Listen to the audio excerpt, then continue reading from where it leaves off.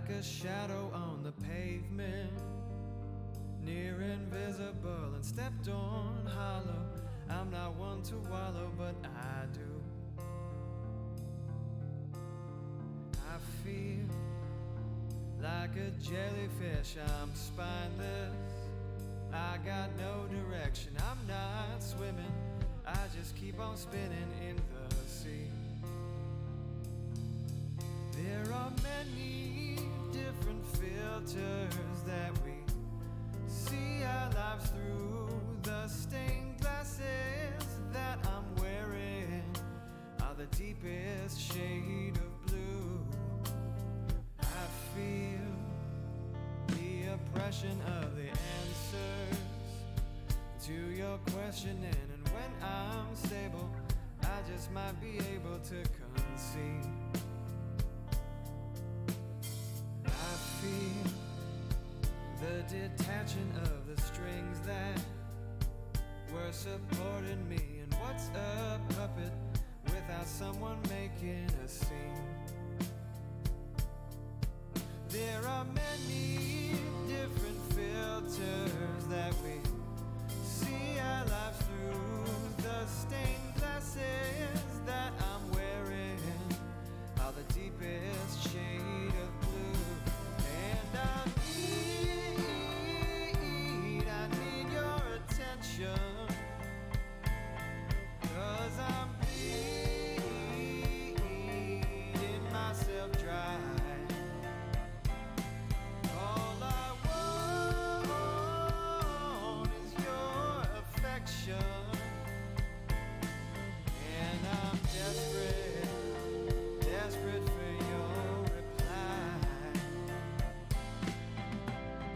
I feel like I fit among the ancients. Time is quickening, a downward spiral, insidious and viral is my pain. I feel the apocalypse is bleeding from your blackened lips, a domination of my situation's what you see. There are many different filters that we see our lives through. The stained glasses that I'm wearing are the deepest shade of blue. And you stand like a lighthouse that's guiding me astray. I'm a moth to your embers, watch me go down in flames. And I need your attention, 'cause I'm bleeding myself dry. All I want is your affection, and I'm desperate for your reply.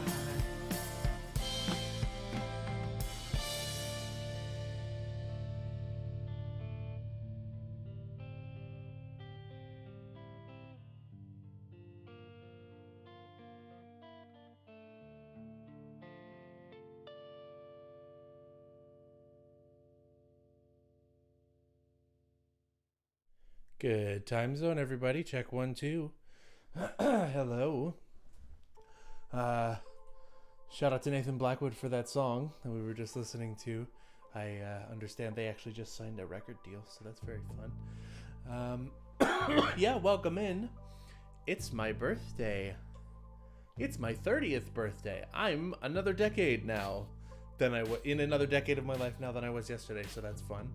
For those of you who don't know, my name is Annie. I use she, her pronouns, and I'm an audio editor for Rusty Quill. All my details are right here in chat at that little thing there.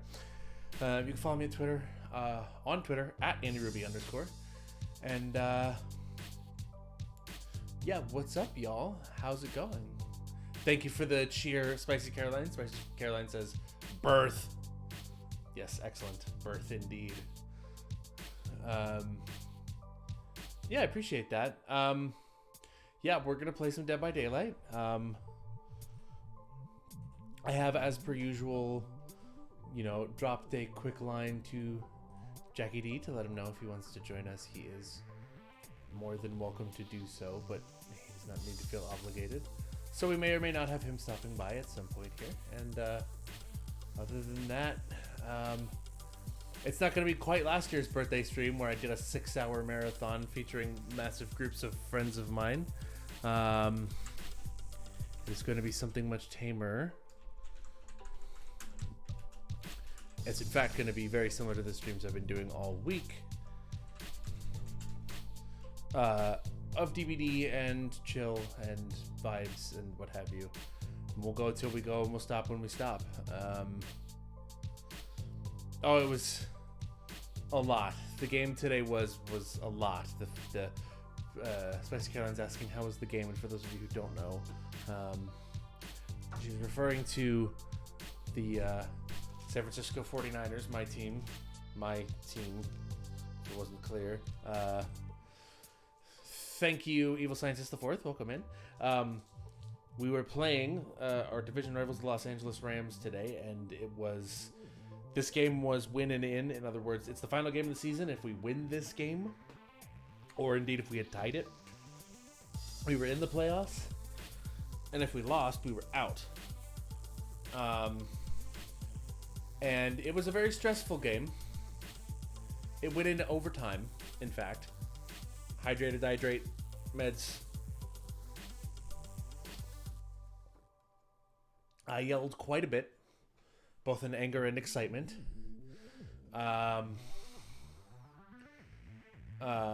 Especially at the very beginning, because the first quarter was incredibly bleak, and we did very little in the first half, indeed, to be optimistic about.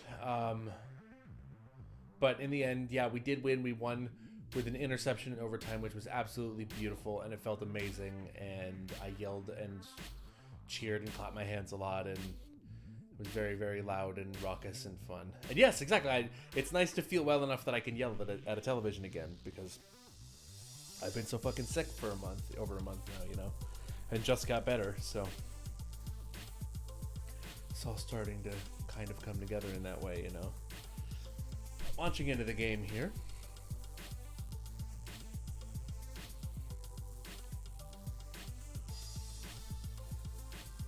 With that said, how are y'all doing? I hope you liked the title of the stream today. I felt very clever when I came up with it. It and the actual text for the go live, I felt very clever about.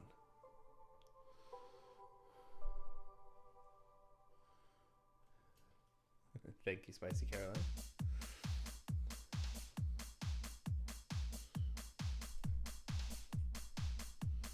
Okay, I can actually fade out the actual music here. Go into the DVD scene.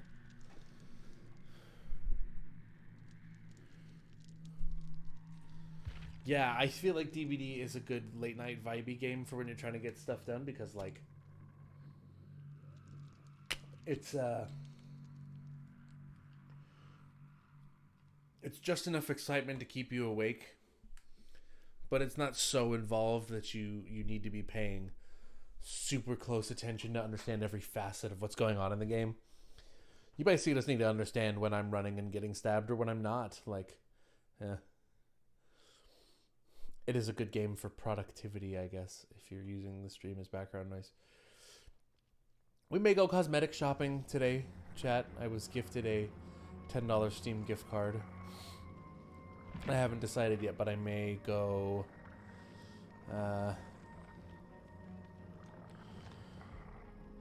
may go get some new looks, some new fits for people. With it, or I may not. I have not yet decided. I would like to start this off with a survivor that I'm actually good at. So let's do this build here.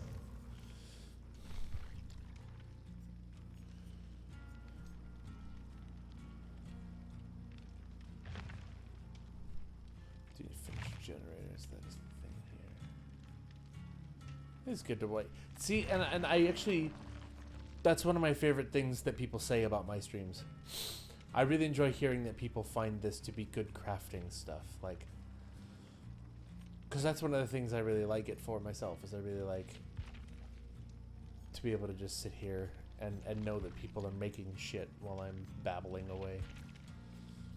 Y'all are being more productive than I am, so I can take Saboteur and then I can just get that daily ritual out of the way. That's probably not the worst idea, because it's 4 hooks. Yeah, it's only 4. It's pretty easy.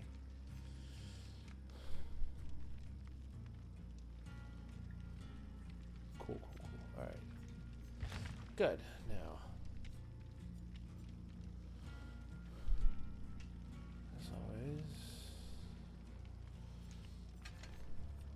try to get a straightforward build here. Objective. Let's do that. Beautiful. Hello. Thank you, Franny. Welcome in. I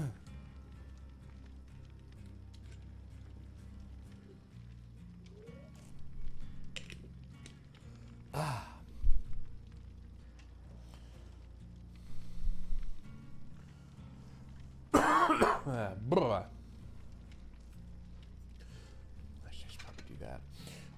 And we're gonna see, chat, yeah, as the night rolls on, if friends of mine or anybody chime in and want to do things, I may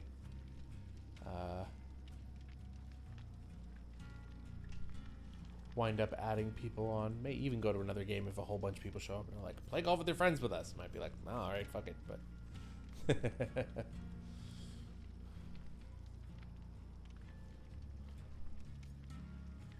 thank you very much. I am all ninered out for the day, of course.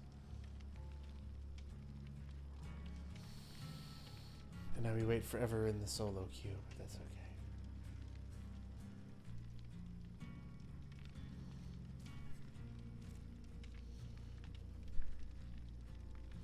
It's a good outfit.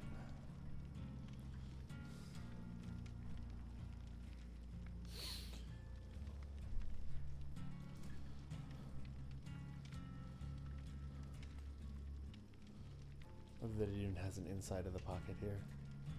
That's fantastic. Like that the pockets actually sit out from the jacket. That's good attention to detail. Even if these ones don't sit out from the jacket, the breast pockets. At least these ones do.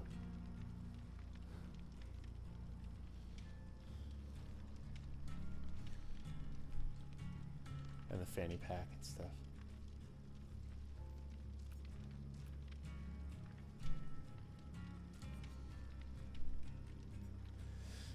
I know I've mentioned this before, but I love this outfit for Jake, and the reason that I use it is because it just looks almost identical to a former coworker of mine. Like, same beard, same haircut, leather vest with a bit of a flamboyant something or other on it, working jeans, boots, pride flag. Fair enough for any. See when you come back.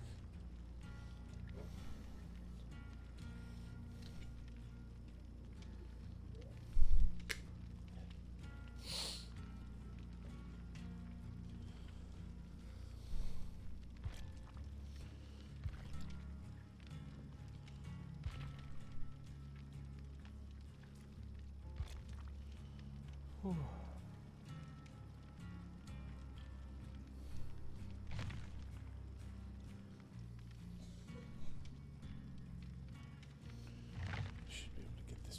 Done in just a couple goes here. I think if nobody does show up too, by the way, chat, this is a good opportunity, because yesterday when I was streaming, last night, or was it last? No, sorry, Friday night, not last night. Friday night when I was streaming, I had been considering getting in some Demogorgon rounds, because that was when I was given the Stranger Things DLC, so I was gonna try out some Demogorgon, because that's the only new like gameplay mechanic that I'm getting out of that DLC. But I did not have time because Jackie D and I were playing the whole time, which is good. I prefer having people to play with. Obviously, you guys know me, but if nobody comes around here after a while, then what I might try to do is save up a whole ton of blood points and then go ham on some Demogorgon and see what we end up deciding. How we feel about it, how I feel about it, how I like it as a killer.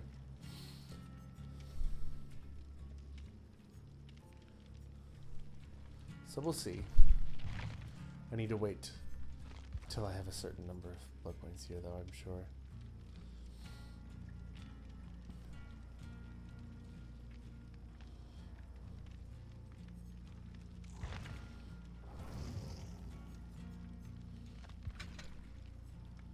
There, okay, so everyone does have this. I don't understand what this face is and why everybody has it. But I'm a big fan of it.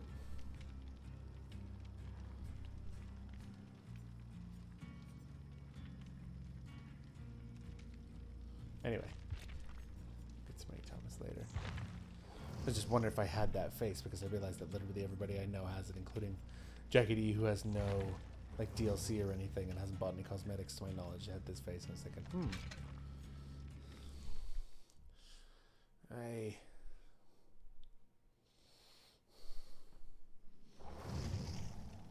not gonna be a Mary Thomas. I need to change it.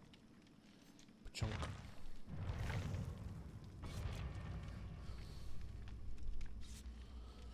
Oy. What?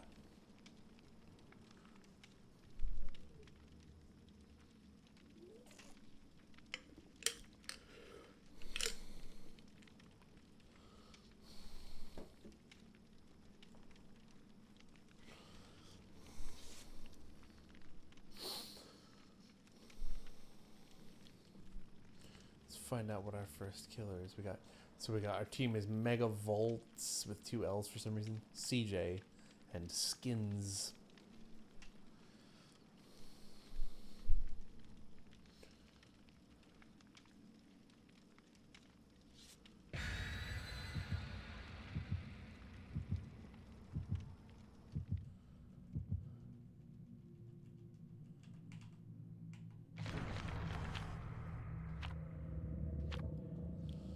Nice.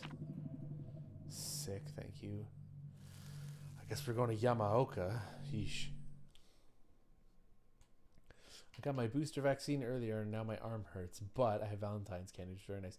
A little early for Valentine's candy, isn't it? But congrats on being science juice boosted. Naomi and I will have to get around to that once she's not ill.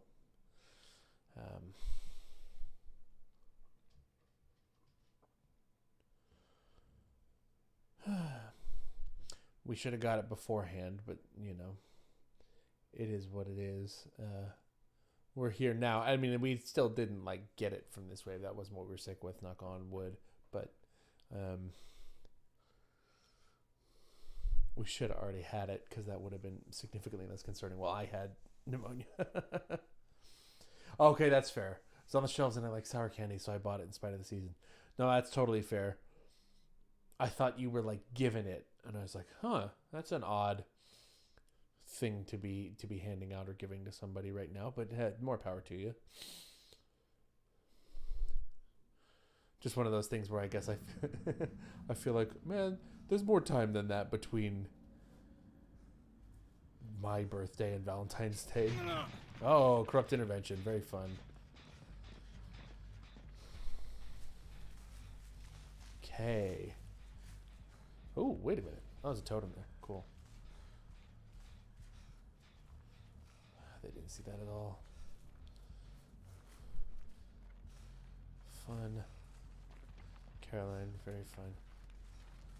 Never a good time, that.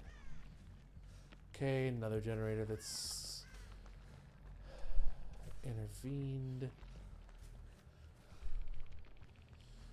I have a very strong feeling we are dealing with either a ghost face or a Mike Myers right now, because I have not heard any heartbeats or seen any other indications of what this killer may be. So,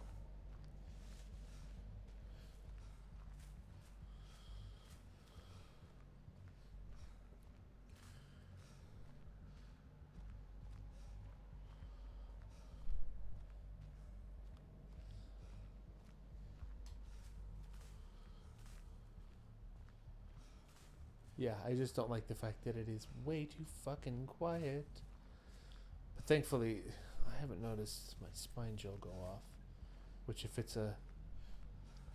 even if it is a... Mike Myers...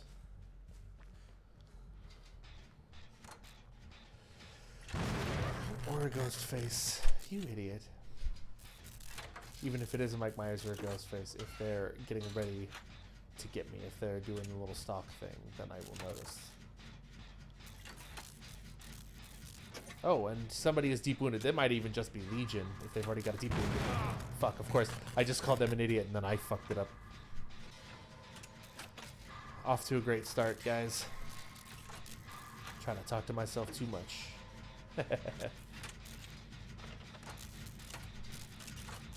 We may have...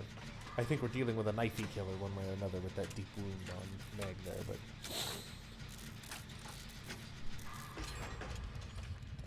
Okay. Very good. Now...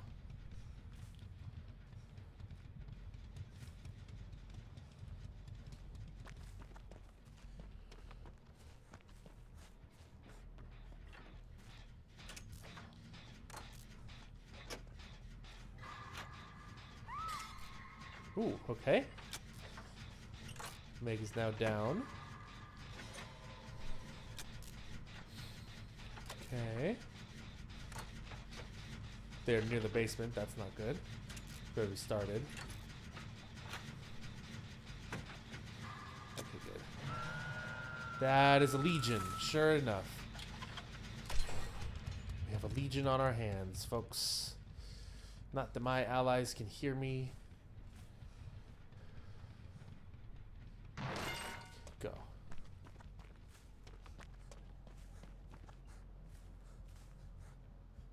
Oh, rip. Okay, here we go. Alright, I'm going for our ally on the hook here. Actually, I'll let Claudette do that. I'll work on this generator here.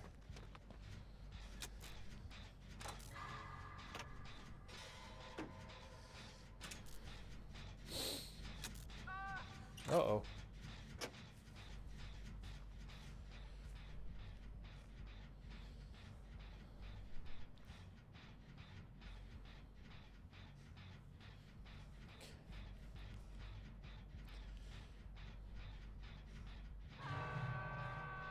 Sure as shit, coming straight my way.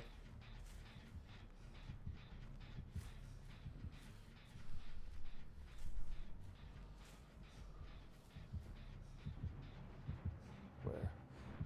Yep. Yep. Fuck, fuck, fuck. Fuck! Here we go. Fuck you.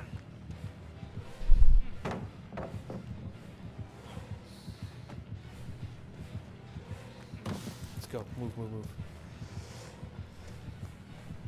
Fuck you, buddy. That's what I thought. Fuck your whole life, buddy. Haha. Thus did he lose me. Or rather, I him. Whew. Oh, fuck, and now he found me. Okay. Beautiful. Don't know where from. Legitimately do not know where he's coming at me from. There he is. Hi, friend. You want to killer shack it? Let's do it.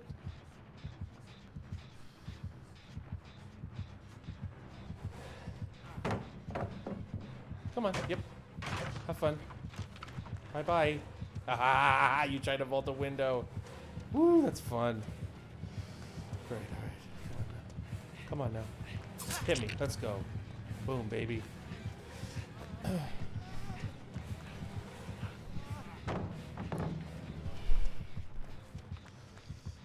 Fool, I have a fucking med kit on me.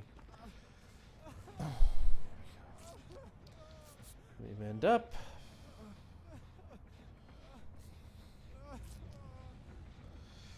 Allies need to be finishing these generators, though, not just dawdling.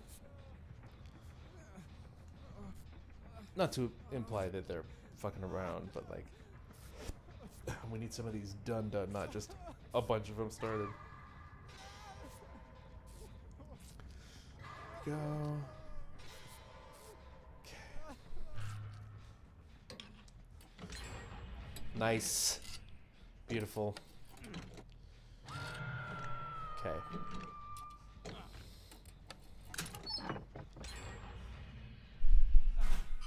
Oh, fuck yeah.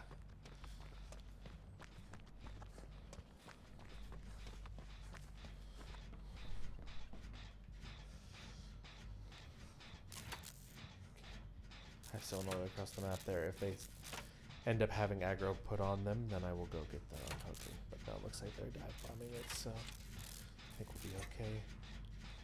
Ooh! Well, hello there, killer. Camping all the way across the map there. Very good. Yeah, you two go deal with that. I'm gonna try and finish this up. Use the toolbox on it here.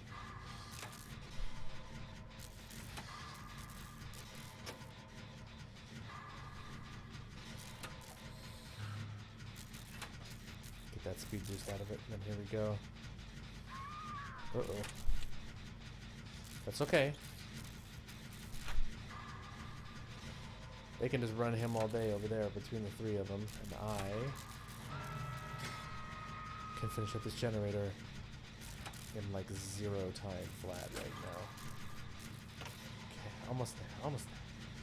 Don't work on repairing that. I got this one, guys. Just trust me. Okay. Done. Go.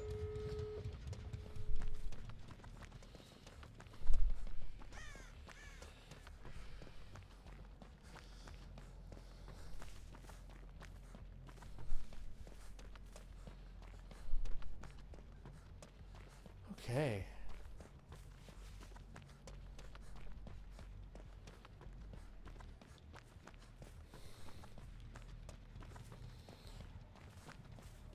Are you just eating vanilla ice cream out of the container right now, honey? Is that what I'm saying?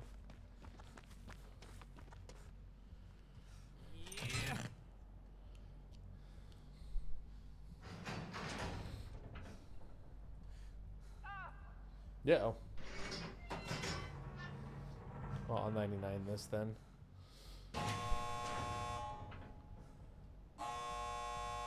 Okay.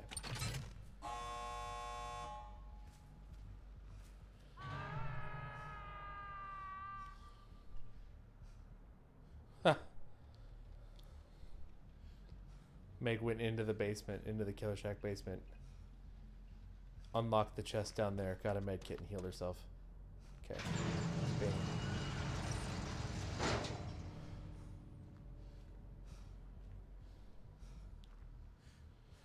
Cool, never got hooked. Oh, strawberry, I forgot we had the strawberry, that's right. I just remembered the vanilla from the Ruber floats. Oh, come on, guys.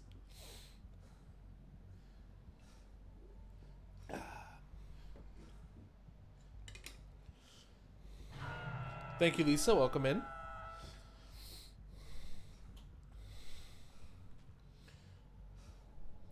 We're doing our usual.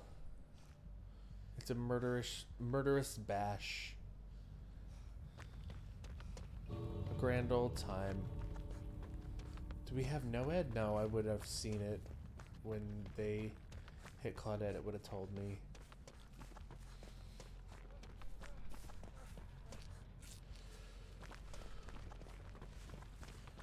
Come here, fucker. Come here, boy.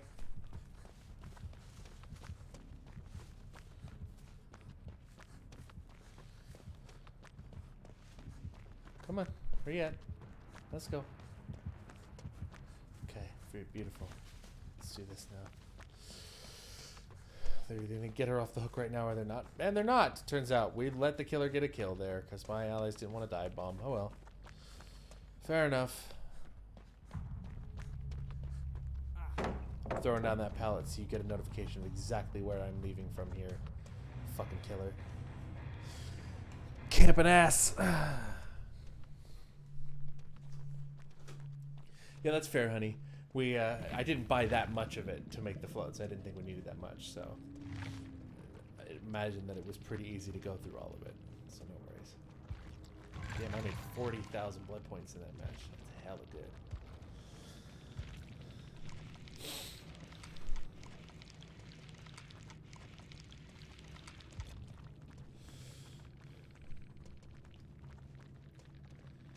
Man, see, that's just unfair. A red 3 and 2 killer and a gold 3 and 4. I mean, a red 2 and 3 survivor and a gold 3 and 4 survivor against a bronze 1 killer. Come on. Feels unfair.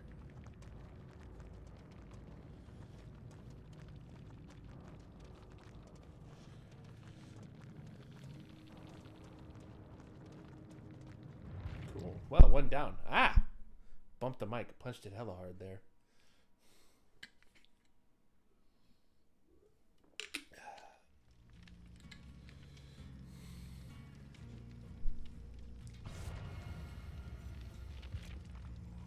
As I mentioned, planning to just farm for a bit, get Nancy up to level 15 and go from there on her, and then potentially move over to some Demogorgon. But we'll see. We shall see.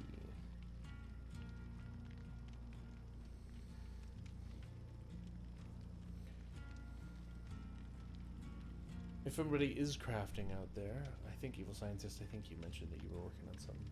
But if anybody's doing stuff with this in the background, doing my standard check-in, what you working on, what you making.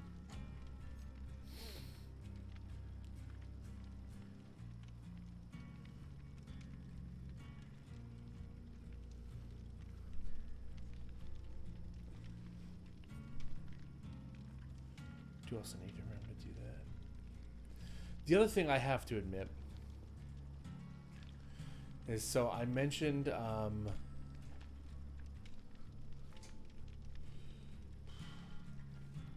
drafting up a show. Center line selections are always tedious. Yeah, true. Very true. LDing, I imagine, is what you're referring to.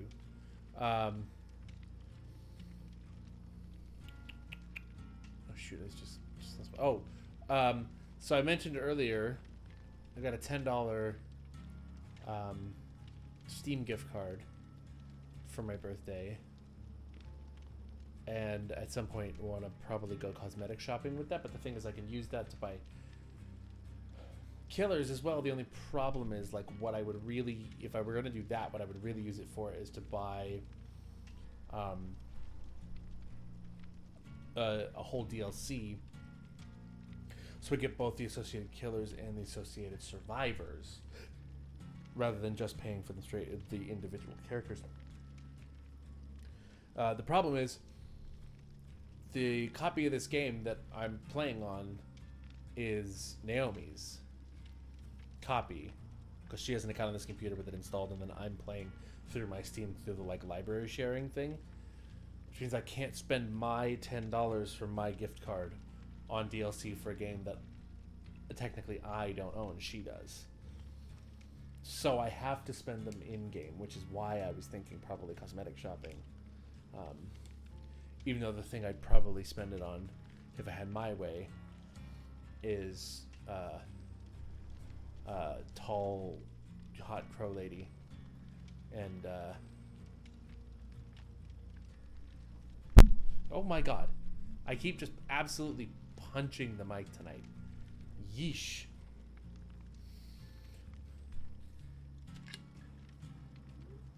Oh, I'm very sad. In my work chat, my work Discord, people are posting cropped shots from the annual all management photo that I was supposed to be in, but I've been sick and I missed all of Winterfest, so I didn't get to take the photo. Makes me very sad. I really enjoy having those photos. And now I'm not in this one. I'm gonna get Nancy to 15 and try out some stuff with her, and then I think actually that's what I'll figure out. Oh no! Damn. Should have known better. Oh well.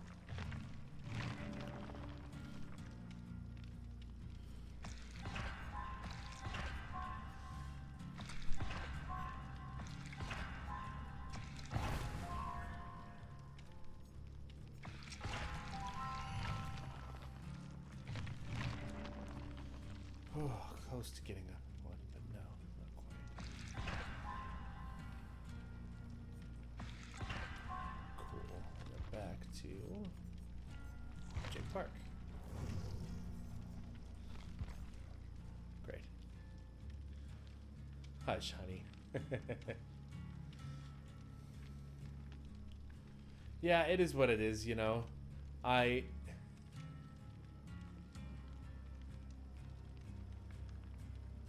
really miss being back there and being in at work and hanging out with everybody and stuff.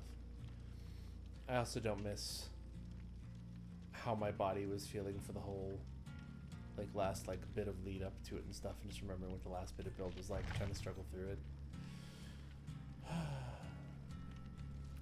But it is one of those things where between the meeting on Tuesday that I cannot discuss, one of a lot of actual meetings I have on Tuesday, I have a well booked slate on Tuesday, but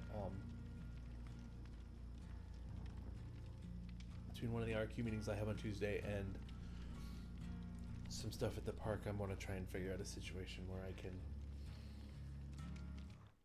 take a little bit better care of my body while I still get to kind of do, indulge my workaholicness, my workaholism. That outfit is fucking incredible. I am so envious. God. She even has your botanical sleeve, honey. Look at this. Oh, and then you're going to change characters there. Boo.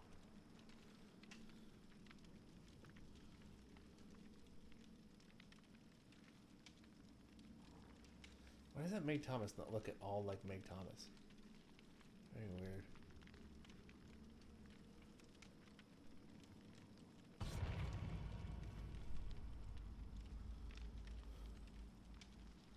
Hell yeah. This match is for the gays. Pride flag, pride flag. Let's go. Pride flag.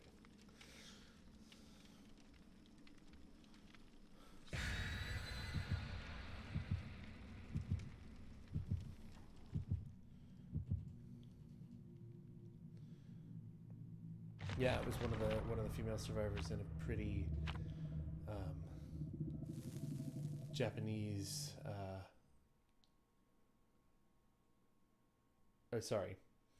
Japanese character, got a pretty native Hawaiian looking bikini top and skirt wrap thing with a Hawaiian pattern. Very, very, very pretty. But she also had her whole left arm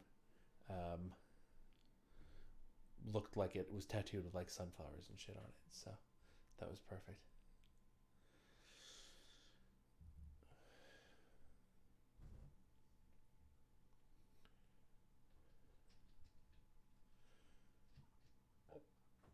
Excuse me.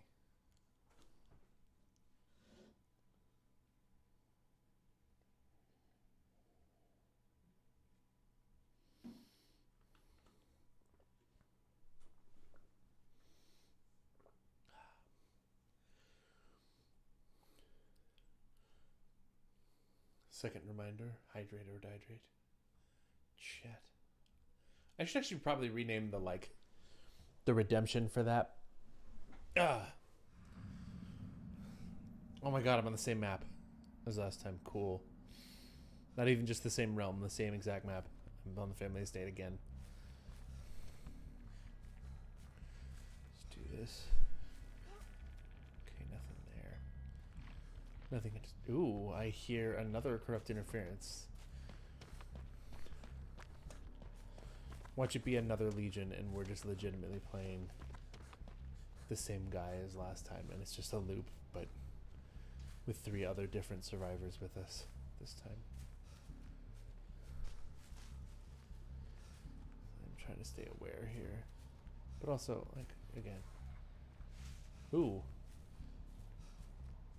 What's that sound? Is that a nurse? I think that was a nurse. Okay. I think that's what we're dealing with here.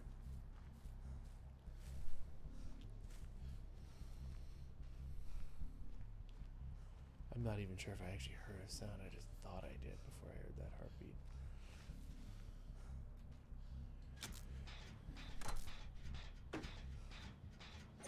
Okay. In we go. Just saw the killer there. Oh, it's a Demogorgon. Hi, friend.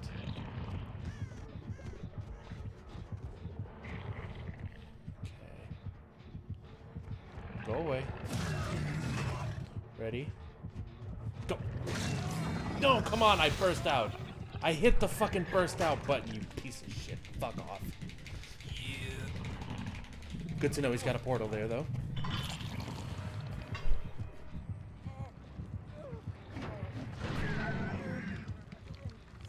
You guys finish generators. Don't even come get me right now. That was...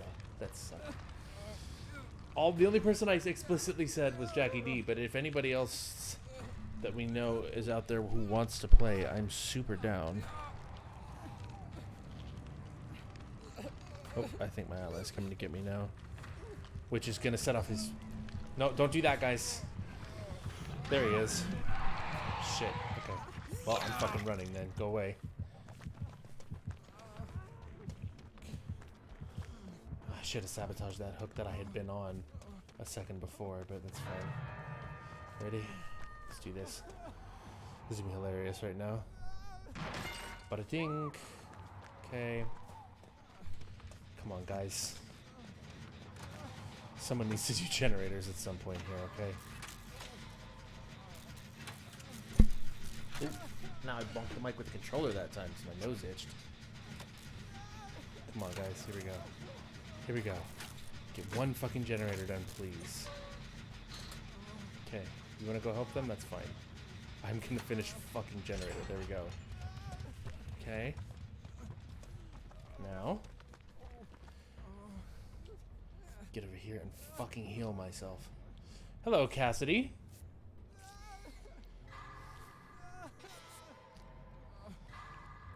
We finally picked that ally up of ours. Very good. Okay. Do you have barbecue? Can't tell. Don't think you do. Haven't seen you explicitly turn towards any of us when you've hooked somebody. Ah, Jesus. Okay.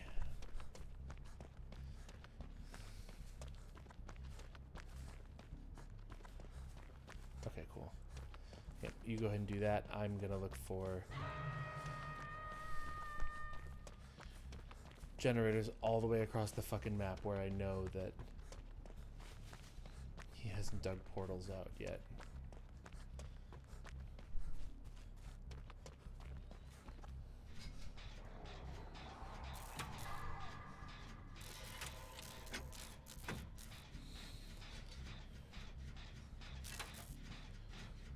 Yeah, if you want to come over here and let me heal you, Meg, I'm happy to do that. Or just don't draw him over here, please. Seriously.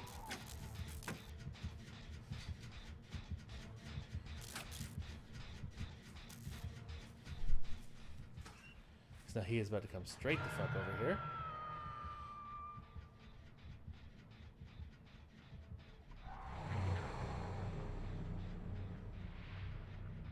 Okay, very good. Here we go. Okay, good. He's all the way across the map. Here we go.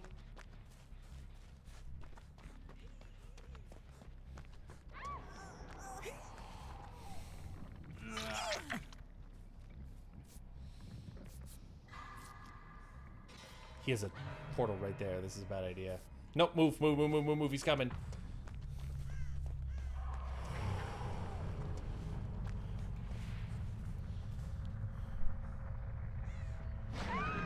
Fuck.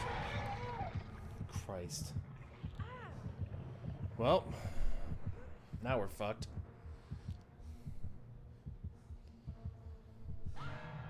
People don't want to pay attention. I guess that's not my problem, right? Where's my other ally? I still have one left alive, and I'm not getting their aura anywhere, so they're probably inside of a locker. Oh, shit! He's right there. He just dug near me here. Okay.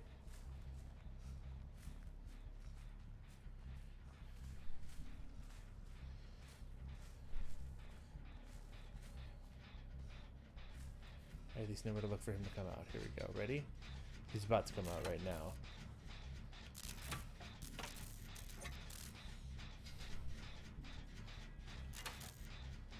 Have I explained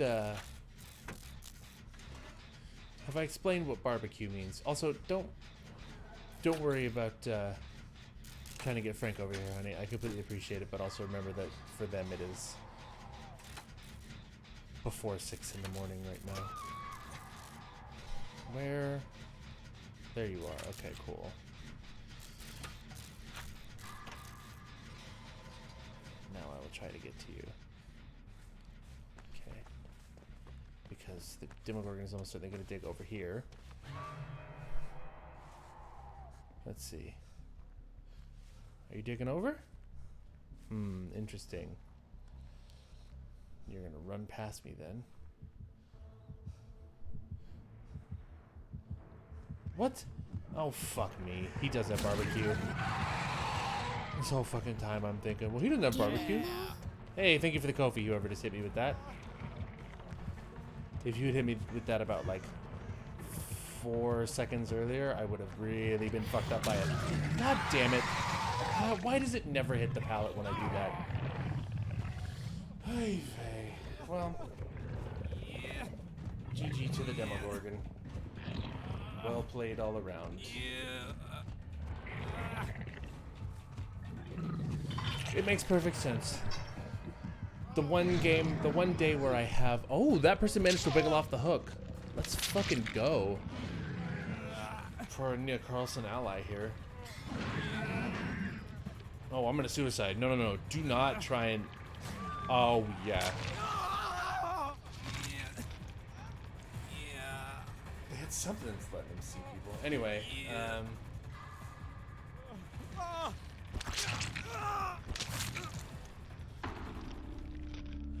okay, gotcha, honey. Thank you for letting me know. I just, like, I don't want to pull somebody in when it's not even 6 a.m. their time if they aren't actively volunteering. So that was what I was saying.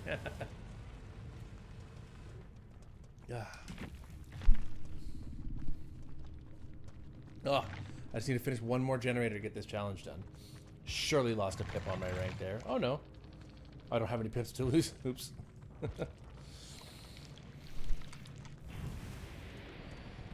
Cool. So what'd you have? Yep, see barbecues right there. Jolt, which I experienced at one point. Corrupt intervention, which I saw. Save the best for last. Ah.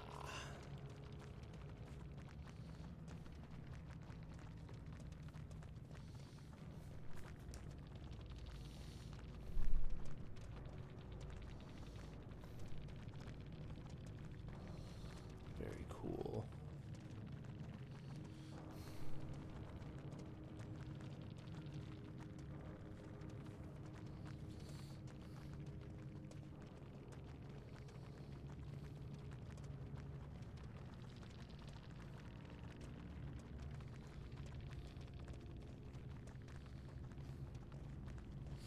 Yeah, it's gonna be interesting to play the Demogorgon later on, but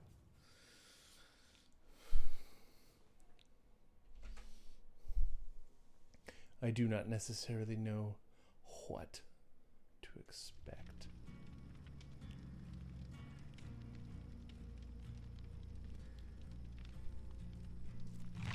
Okay, I'm gonna head ready here, but I'm gonna switch over to Nancy and keep leveling her up. Thank you for the hydrate, my love. Hydrate or dihydrate.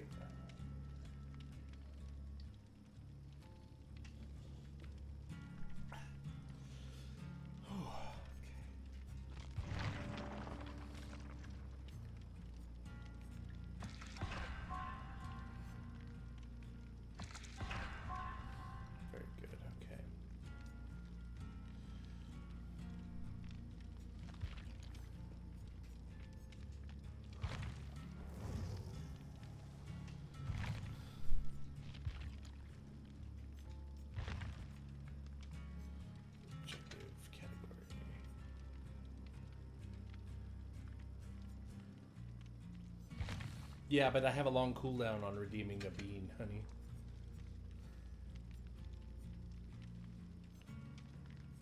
For a reason.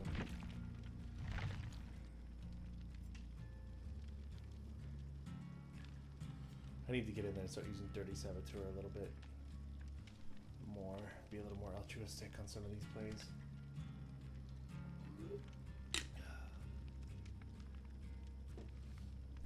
That was just a garbage match from top to bottom, though. From the minute that locker bop I tried to do just did absolutely nothing. That couldn't, you know, from the moment that that timing just didn't work, I was like, oh, well.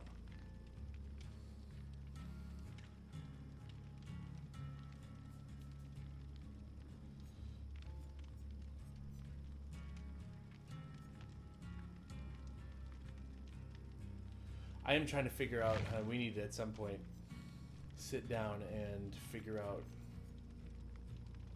better whatchamacallit, redeemables. We need to figure out some, because like, you know, the Brothers Meredith have the song at 10,000 and had that as their highest one for quite a long time until they had that have, what is it now, Have a Word is 30,000.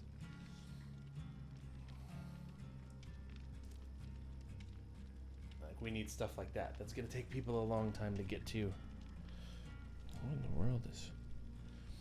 My phone is enjoying blowing up.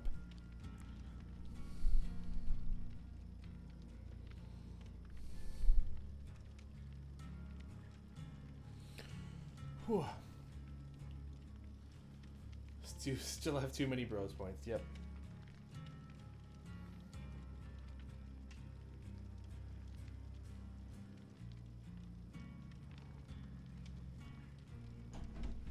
Oof. I have no memory of what they were either. I want to bring back, when I do games where you can name things, I want to bring back the name a thing redeem, but bump up the price. So that'll be a thing that'll be kind of for long-time viewers only. But I really don't know what to angle for.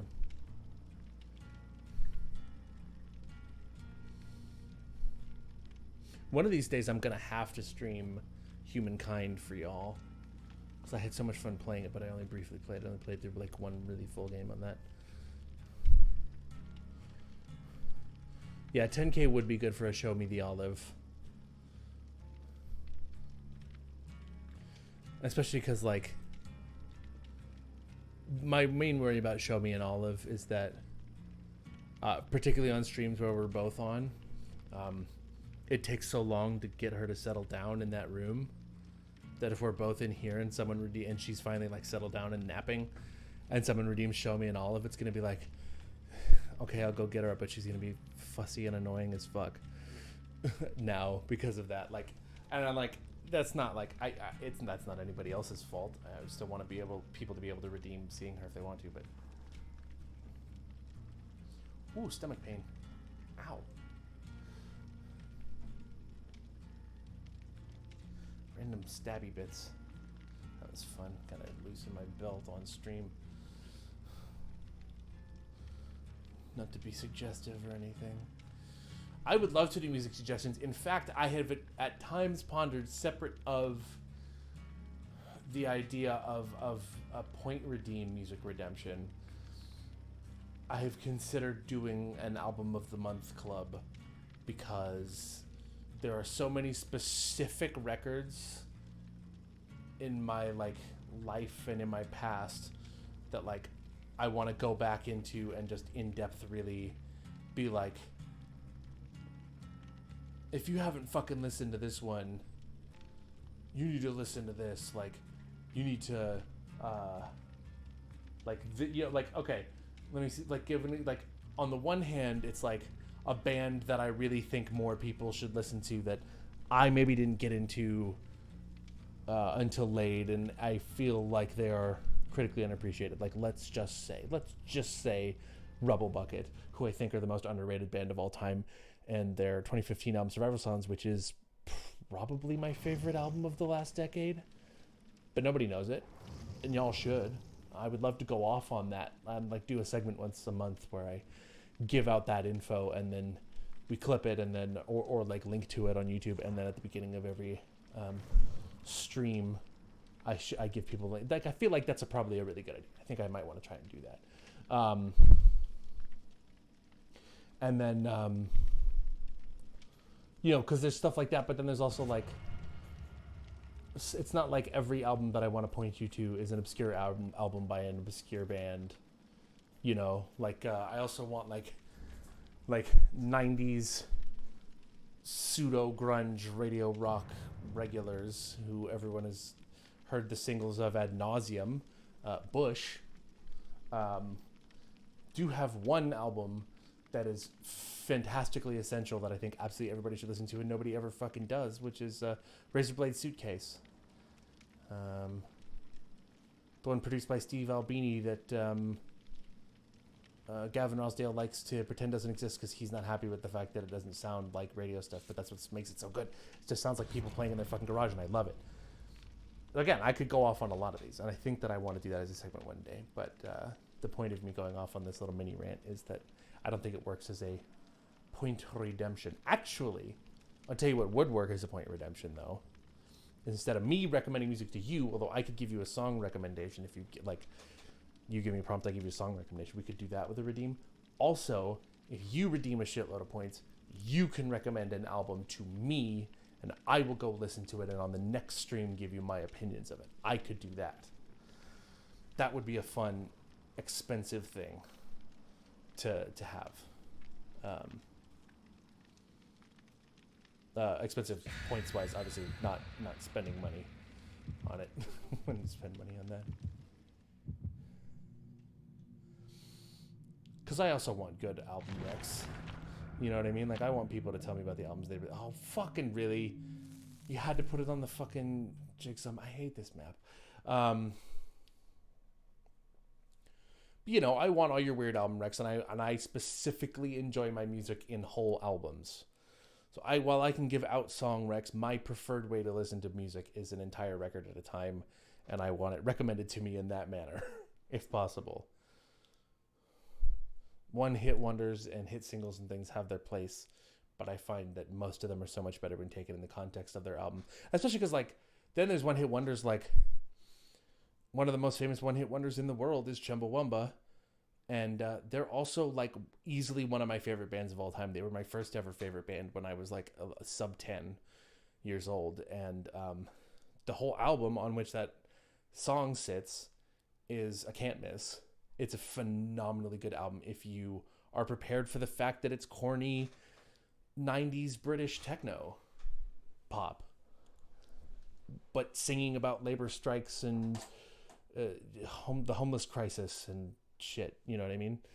Corrupt politicians and union leaders and things. Like, it's, yeah, you know, so like, and if I feel like that's part of what swings me towards albums rather than songs as my preferred way to think about and consume music is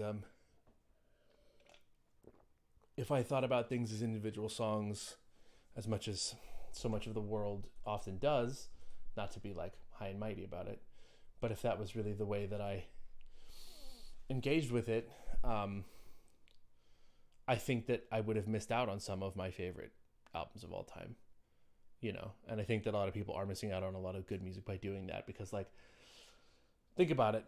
If a band is a one-hit wonder, but that one hit is a single from an album, I doubt it's just that one song that's good. So either you only like the song because it's popular and you heard it a lot. Oh, come on. 2 people disconnected. We're going with this here. Come on.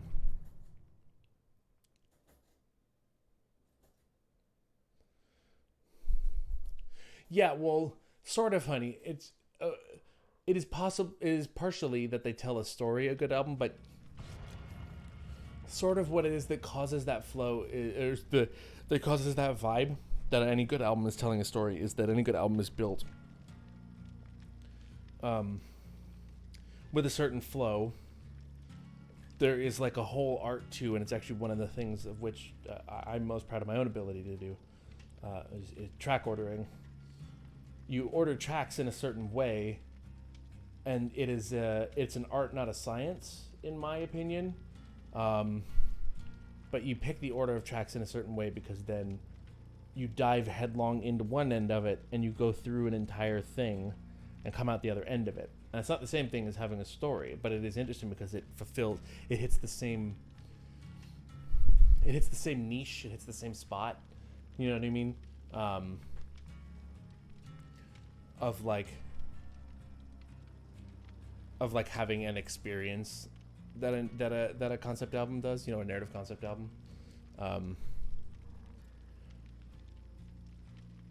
And it's interesting because it's like, if we're talking albums here, we might as well talk.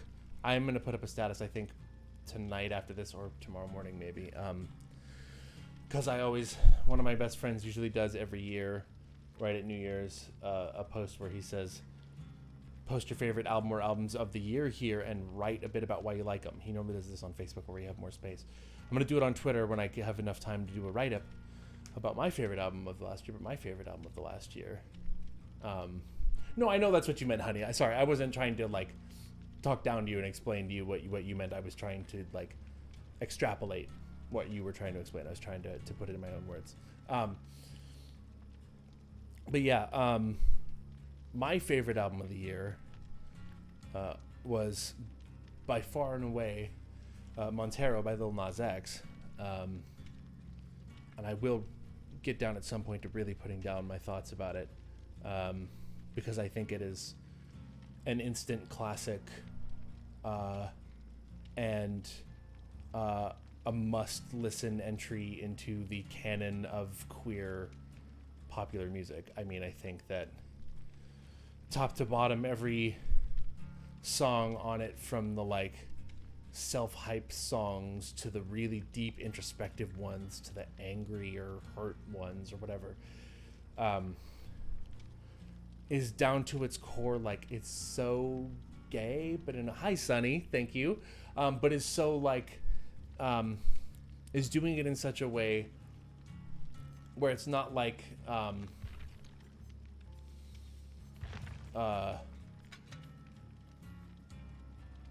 this is all important to everything that I am, witness me. It's doing it in a way that's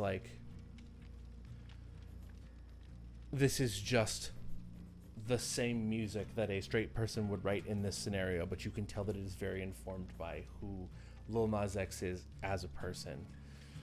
And the only thing that I would change about that album is I was trying to think it through, and I thought to myself for a while, I kept thinking that the song $sign Slime was a little weak. And then I really thought about it, and no, it's not weak. It is a really good song. It doesn't fit where it is on the album.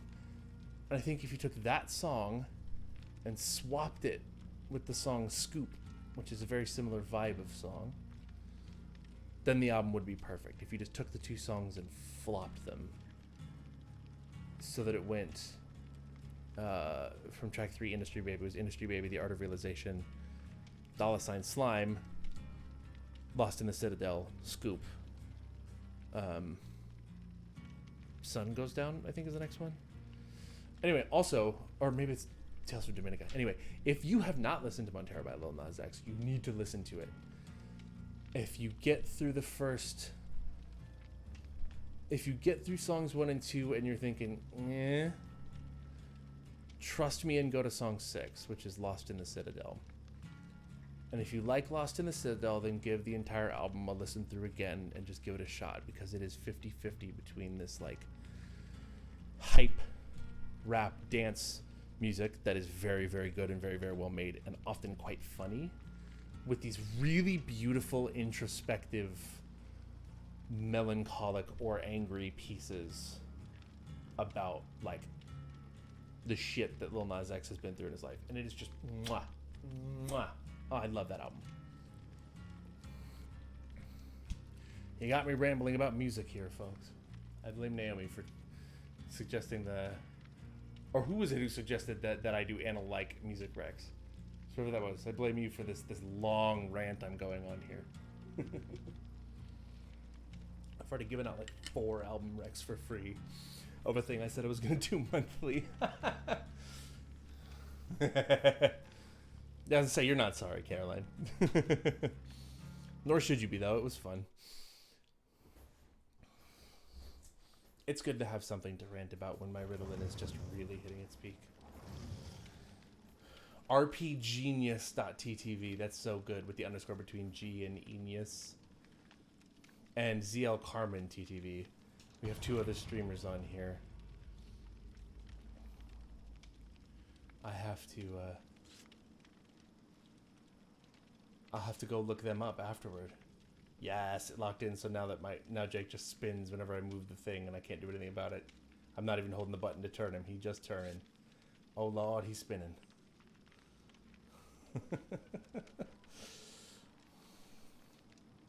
Yeah, face away from the camera, boy. And there, now he's locked in. Perfect.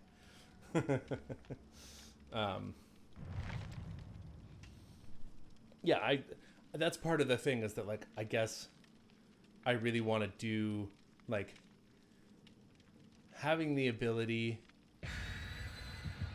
to have people spend a shitload of points to redeem, like, a make any rant about music does sound really fun, but we'll have to figure out specifically how to structure it. This whole thing started, Sonny, since you just got here. This whole thing started because we were talking about trying to find new things to make people spend. Yes, you spin me right round, baby. I'm not going to sing it, but yes. We're trying to figure out new things to make people spend their monster cans in the channel on, because, you know, Tim and Ben have the song request, and then they eventually needed to make something that was 3 times as expensive as 10,000. They already had to up it to 30,000 for the having a word thing that they do now, and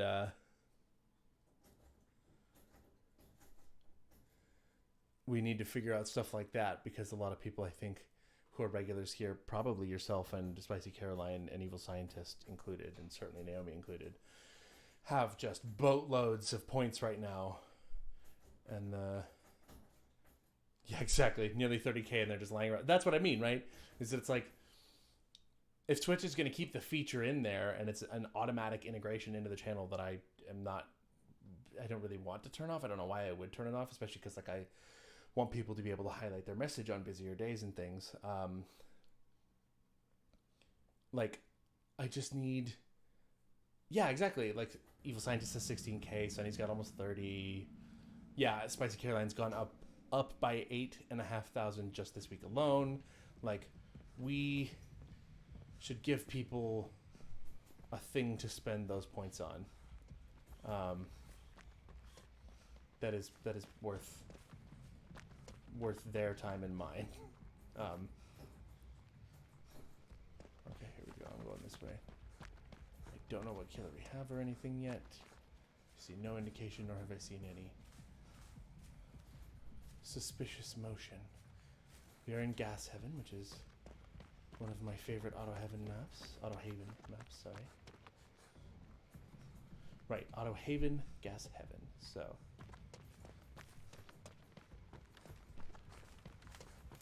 here we go. Let's try this. Oh shit! What did I do that for? I was thinking I need to move around to the side on this thing, and then immediately missed a skill check because of it. Pretty bad. Pretty bad. Ooh. Saw a little flicker there. Don't know where this killer is. Oh, and now they're looking directly at me, wherever they are. Oh, fuck!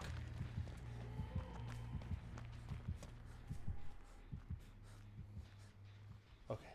I don't think they saw me there because my ally was the one that they were following. In their blink, I think they blinked. Oh, shit! Fuck me. Fuck. I'm just getting M1'd by a spirit? God damn it. Oh, no. Fuck. Here we go. Come on, go. She'll pop up right behind me. Fuck. Go. Fucking spirit. No. Ha ha ha. Woo. Oh, I don't like her. Although I do like that they have her in a little schoolgirl outfit in this one instead of just butt naked like they know, like the standard skin has. Alright, here we go. Hey, what up, Jackie D? Yeah, I'll let you in after this one.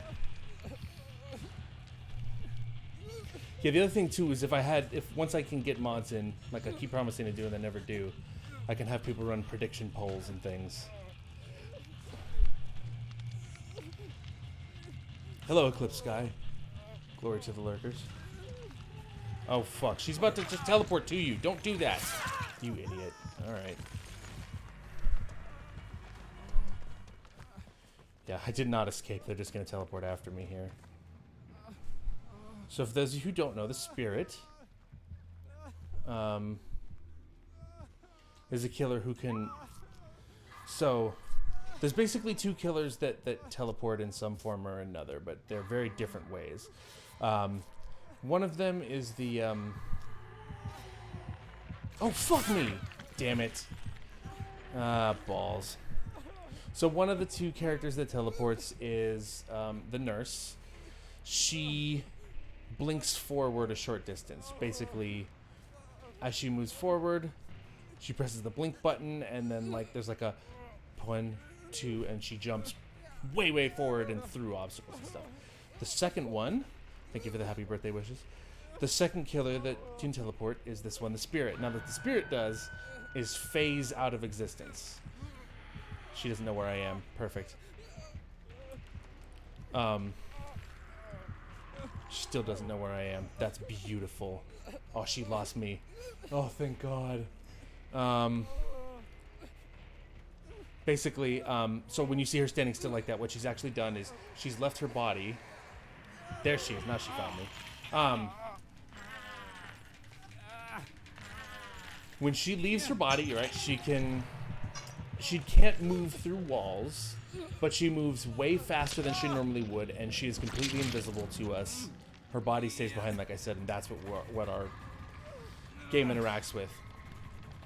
The only difference is that because she is not in the physical world when she does it, she can't see us. She cannot see the survivors in order to chase us. Once she goes and phases out of reality, she can see our scratch marks, and she can see other indications of things that we're doing in the world, but she cannot see us.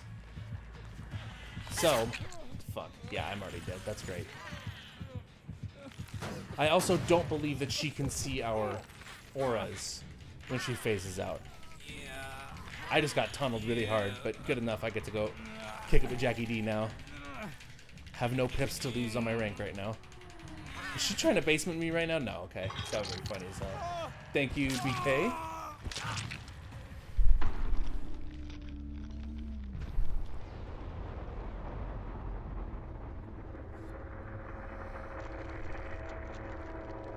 Yeah, well, there's limits, honey. So, I see what you're getting at here. You're talking about doing a point redeem where someone gets to tell me what to get tattooed. Now, the reason with those gumball things, so there's the gashapon machine where you get a piece of flash art drawn by the specific tattoo artist, and you get what you get. It's very cheap, but whatever comes out of that machine, you get to put it on you somewhere. And yes, when it was like, well, what would I do if I got something that I didn't like to come out of that machine? And my response to that is I would just put it somewhere on my body that not many people would see, like on my hip or my thigh, like somewhere that really Naomi's going to be the only one who has to deal with it. But with that said, that's partially because I'll get a little bit of a preview of what kind of things are in the machine before I do it. So I know I have at least a rough idea of what the worst thing I can get is. It is not just a random generator or putting it out to the internet. What's the thing you can think of to force me to tattoo on myself? There is a difference. We could make for like 100,000 points. We could give people the opportunity to spin a wheel that we have decided on what goes on that wheel, and then I have to get that thing tattooed. But also, I would rather that be a monetary donation to have people spin that wheel so that offsets the cost of having to get a tattoo. Jackie D, I'm going to give you a call right now. Take a drink real quick and I'll call you up.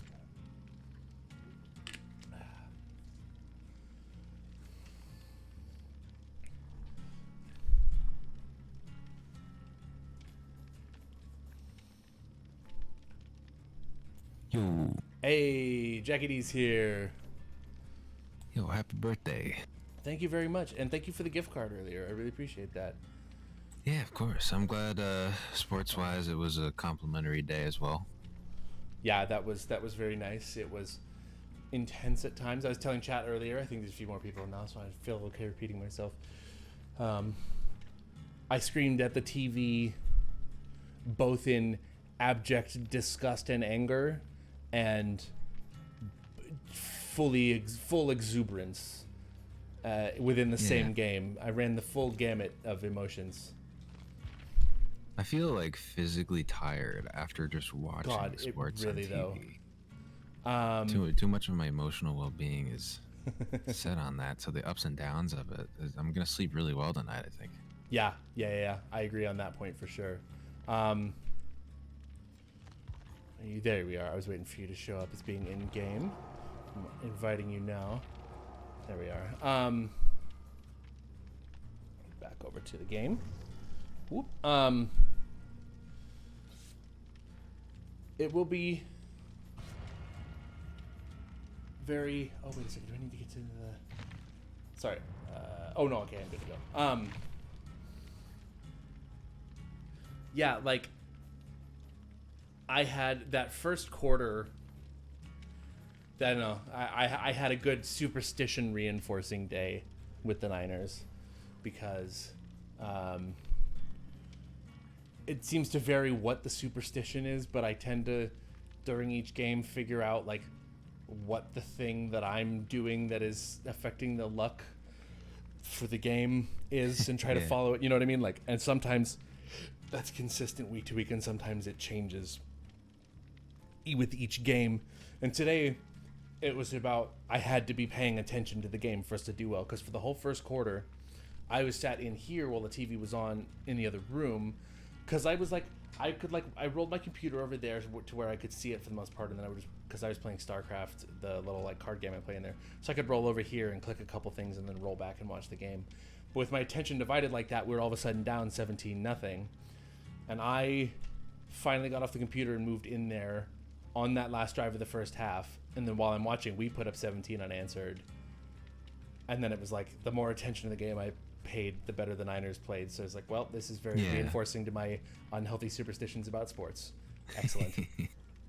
Gonna torture ourselves for the rest of our lives with these things. I remember a whole playoff run I had to stand like hovering over my dog pretending like I was riding it like a pony. Dude, one of the worst things is this is gonna come up this year. If we get far enough, I don't know that it is going to come up this year. I have my doubts, but there's a chance that this will come up this year. That if the Niners get into the conference championships, if we get into the NFC championships, Mitch and I have watched every NFC championship game that the Niners have been in our lifetimes, or in, I guess, since adulthood, right? Because obviously not when we were babies, but since the Harbaugh era.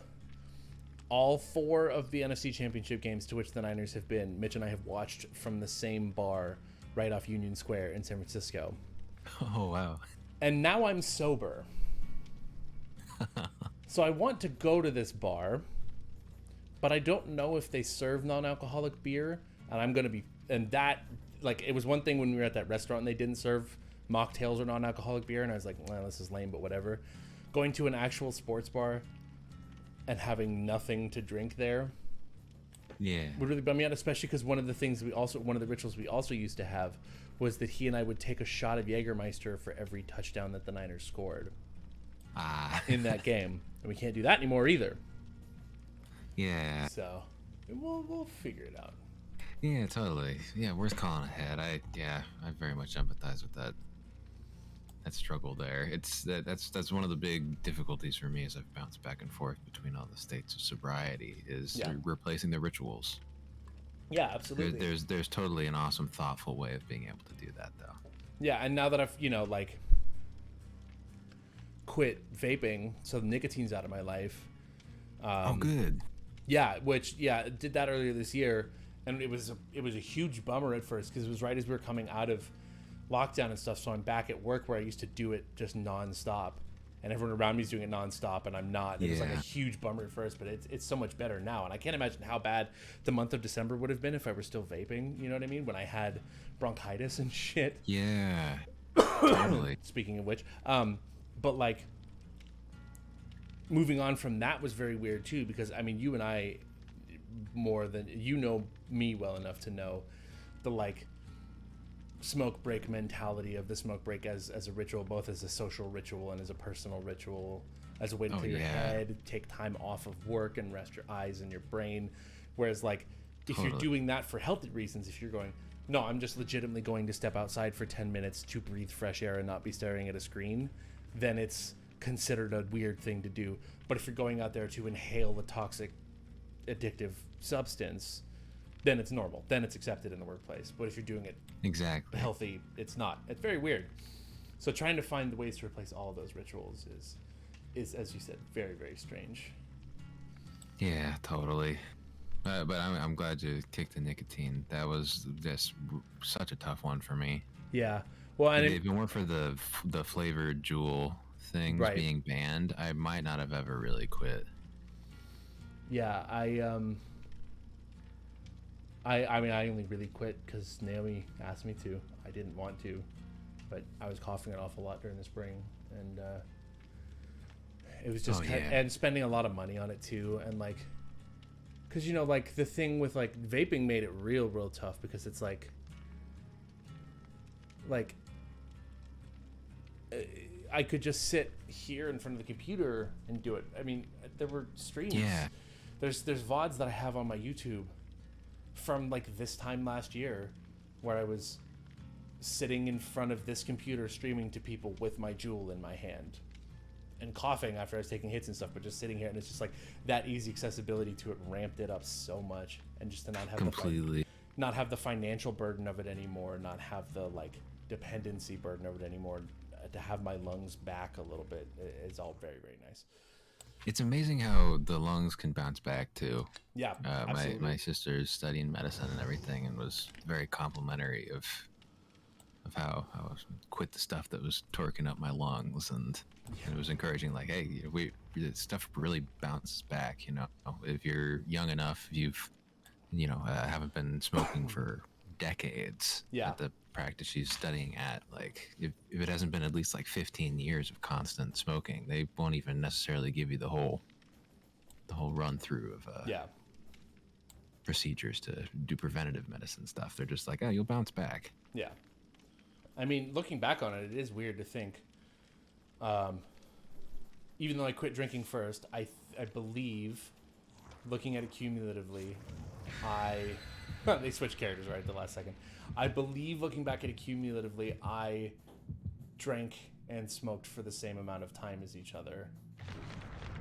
I think that the amount of time that I drank is the same as the amount of time that I smoked, even though it was at different, like times in my life, basically.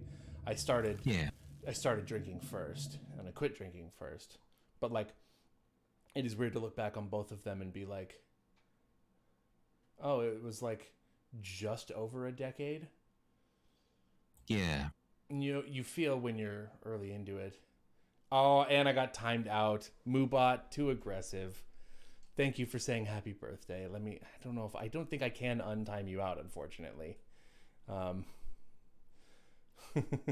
Thank you for saying happy birthday. I at least can see the message where you gave a million A's. Ooh, backwater swamp. Okay. Sorry, my brain's a little all over the place now.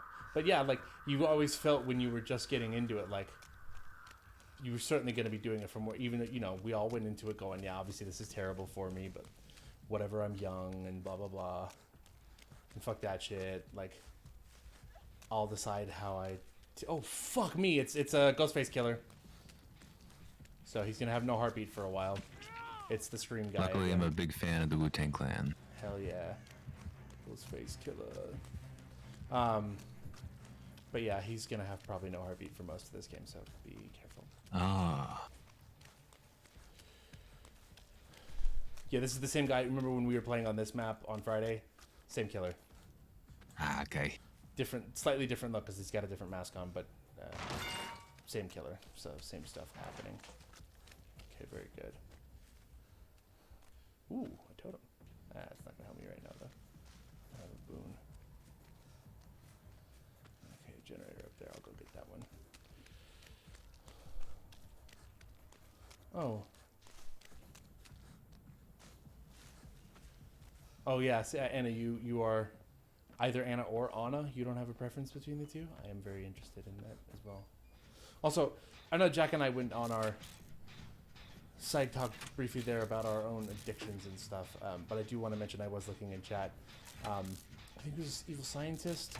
You said you'd originally been thinking you wanted to get something super meaningful for your first tattoo, and now you're thinking of a bee in a lab coat. I think a bee in a lab coat is a fantastic first tattoo, and I think that. Oh yeah. I think that whatever your first tattoo is, this is a lesson that I sort of learned in various odd ways. Whatever tattoo you... hi, friend. Fuck off. I gotta run. He's about to chase me really hard. Anyway, whatever tattoo you get first, my advice genuinely is get something that crosses a line that people tell you about that exists within tattoo. Not necessarily is like something you would not want, but fuck, he got me with the exposed. I'm fucked now. Anyway, get something that is like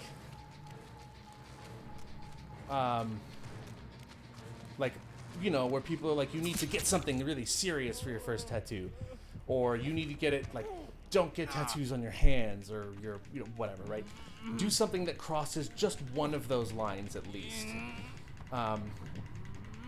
because then you'll feel less hesitant about the rest of them when the time comes. That's why I got my first tattoo on my hand, and I used to recommend people consider the hand as a good spot to get their first tattoo, not because I think everyone should have a hand tattoo or anything, but because if you're a person who wants to be covered in tattoos and you start with something that's very subtle and on your hand, there's no other spot on your body that's going to be suddenly like not cool with like an employer or whatever, other than like your face, you know what I mean? Like if you have a subtle tattoo in your hand, who cares if you have a tattoo on your arm? You've already crossed that bridge. So that way, if you free yourself up to get whatever the fuck you want, you know what I mean? Oh, fuck, I fucked it up. I was trying to sabotage that hook. Damn it. Alright, well, anyway. So, I recommend getting a very silly tattoo.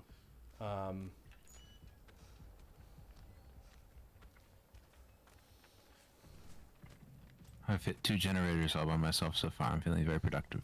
Good, yeah. He's not chasing you yet, apparently, which is good. And we are down. We've already done 3, and you've done 2 of them. I'm the only person who's been hooked, and I've only been hooked once. So we're like really winning these trades here.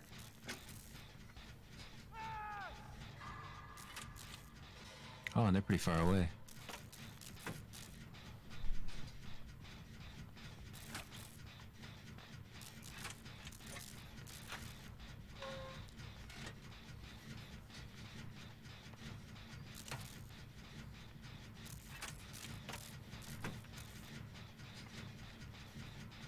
Ooh, he got out too. He didn't even get hooked. He probably had either decisive strike or something else that let him out there, or somebody pallet stunned. So good shit.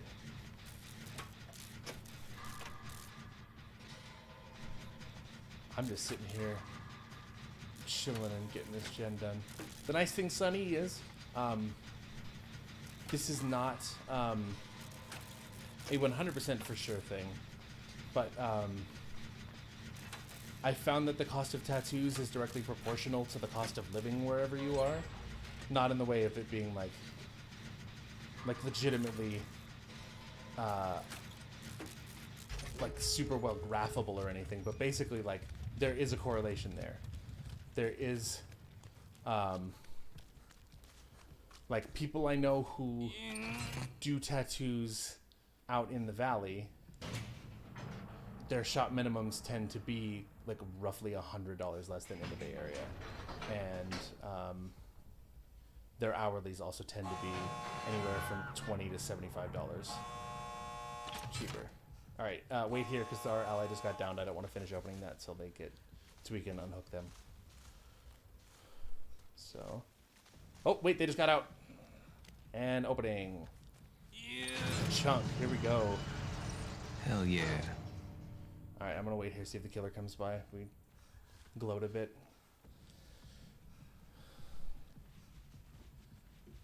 We'll see. I don't think they're gonna come by. I think they're dealing with the. Oh, they downed our other ally. I didn't realize that I couldn't walk further back. Oh my god, I'm letting them go. Fuck them.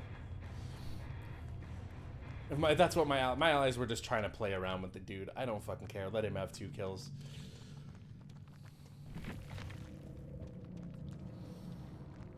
It's bad etiquette on my part, but I don't really care. Come on, guys. Get it together.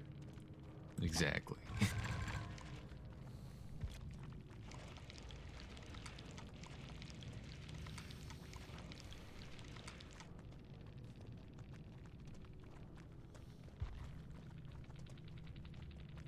See, even you outscored me in terms of like points in that match. Also, though, our 2 allies were both ranked red 1s, so like, yeah, they easily could have carried the team, but they were very clear. That's pro with somebody. Yeah, that's top rank for the season. So.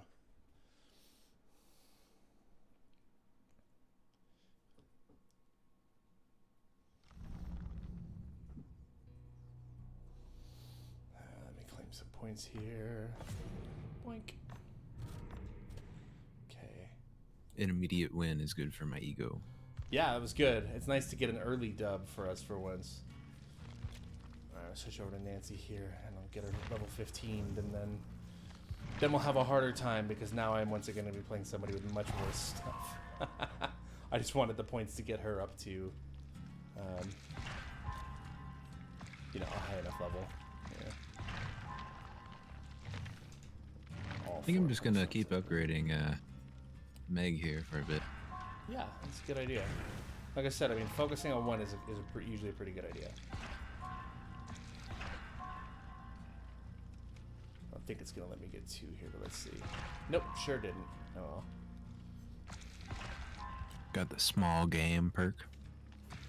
Small game is interesting. That's one of the perks that you need to, like, usually have a larger build kind of focused around using it, because there's a thing that you can just kind of stumble upon when you're using small game that you can accidentally make the killer like much better. You can accidentally gift them a much easier game if you're not paying close enough attention when you use small game.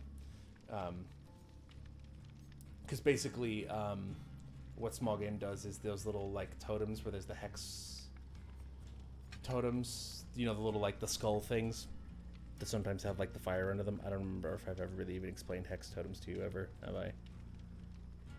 No, I don't. Not really. We'll have to custom match sometime so I can just point things out to you. If you ever see in the corner of a like usually they're in the corner of a room or like hidden behind a piece of scenery or something. They're just a little thing on the ground that looks like a little like pyramid made of sticks with a couple little skulls hung on top of it. Yeah. That's what's called a totem. Now, there are 3 kinds of totems. There used to be 2. They've only just within this chapter, so that's dating back to November, I think, introduced the 3rd type of totem. But basically, the ones you normally see that are just sticks with the skulls are what are called dull totems. They're just there on the map. They don't do anything. You can walk up to them and do basically a generator repair on them without skill checks, but you just take some time doing the same thing as you do on a gen, which is called cleansing them. It doesn't actually do anything except give you 5,000 blood points for succeeding. The second type is a hex totem.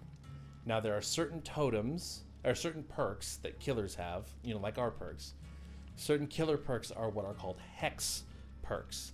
And the hex perks, when the game starts, will pick a random totem on the map and turn it, random dull totem, and turn it into a hex totem, which the only difference is there's just a little campfire lit underneath the skulls. That's how you tell the difference. And you can hear them if they're in a quiet enough area. You can hear the fire burning. So that's kind of how you often find them. Okay. And then if a survivor finds the hex totem and cleanses that will remove whatever that perk that the killer has will be deactivated. Okay. So now we're suddenly playing against a killer with 3 perks. However, the reason you don't use small game, unless you have a very specific build around it, or you are very, very careful, is because there is one of the hexes is a hex called Undying. Now, Undying itself doesn't do much. It's effectively a decoy hex, right? Where the only thing that Undying does is it makes a hex it turns one of the totems on the map into a hex totem so that people can cleanse it. And when any hex totem is cleansed, it will tell the killer exactly where the person who cleansed it is, and that person will be revealed for a certain amount of time. But not just Undying, other hexes too. And if the killer has more than one hex, if the person finds the hex totem that another hex is on and cleanses it, then not only will the killer get the notification, but that hex will just get moved over to the Undying totem, and Undying will deactivate instead. So basically, you continue to keep going with these. If you face a killer with Undying and 2 other hexes, and you continue to use this cleanse, you are continually making it harder for yourself to find totems while continually giving away your location. Yeah, revealing your location. Yeah. So it's a very, very dicey proposition. Yeah. Well, I'm glad I mentioned it. Yeah. That was a bit of an in-depth explanation of it, but yeah, it's basically you just want to be careful with it because there's ways to tell once you've cleansed the first one if another one's going to happen. Do you know what I mean? Oh, also, by the way, I was watching our VOD from the other night. Do you remember the match we played against the Clown? And I was talking about the exposed status effect, right? The thing where you can get one hit downed. Oh, yeah. And how to look for the status effect symbol on your right-hand side. You told me that there was a skull inside of a triangle inside of a red circle. Yes, yeah. That is just the icon to let you know that there is a hex active. I went back and looked and thought about it harder, and that's just the icon that lets you know that the killer has some kind of hex perk, so you can look for a hex totem to deactivate it. Okay, cool. There are other status effect symbols like that. Like there's one that's a picture of an eye, which is eye in a red circle is blindness. So anytime you would normally see the outline of a thing, you can't see that outline as long as blindness is up. Which is like you get blindness by sitting in a locker, for example. You're blind when you're in a locker. Oh, okay. There's broken, which means you can't be healed while broken is activated. There's deep wound, which is the thing where you need to mend yourself with the little yellow bar ticking down next to your name. And I still, even though I just saw it in the last game, I still can't remember what exposed looks like. But exposed is the one you need to know the most. Because if you're ever in a situation where you are exposed, then you don't need to bother healing until you're not exposed anymore. Because exposed means you can be one hit down from healthy to down. So. What's the heart? I think there was a heart I saw. There's also like positive status effects will be shown over there. I need to look them all. You know what? While we're waiting in the queue here, I'm going to pull up the wiki. I have it bookmarked now.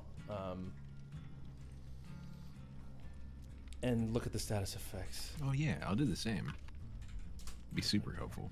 The fandom wiki on Dead by Daylight is quite extensive.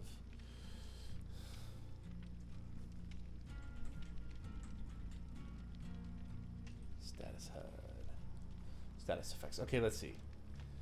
So, Blessed is the opposite of Hex, where instead of a skull inside of a triangle, it'll be a little sparkle inside of a triangle, and the circle will be yellow.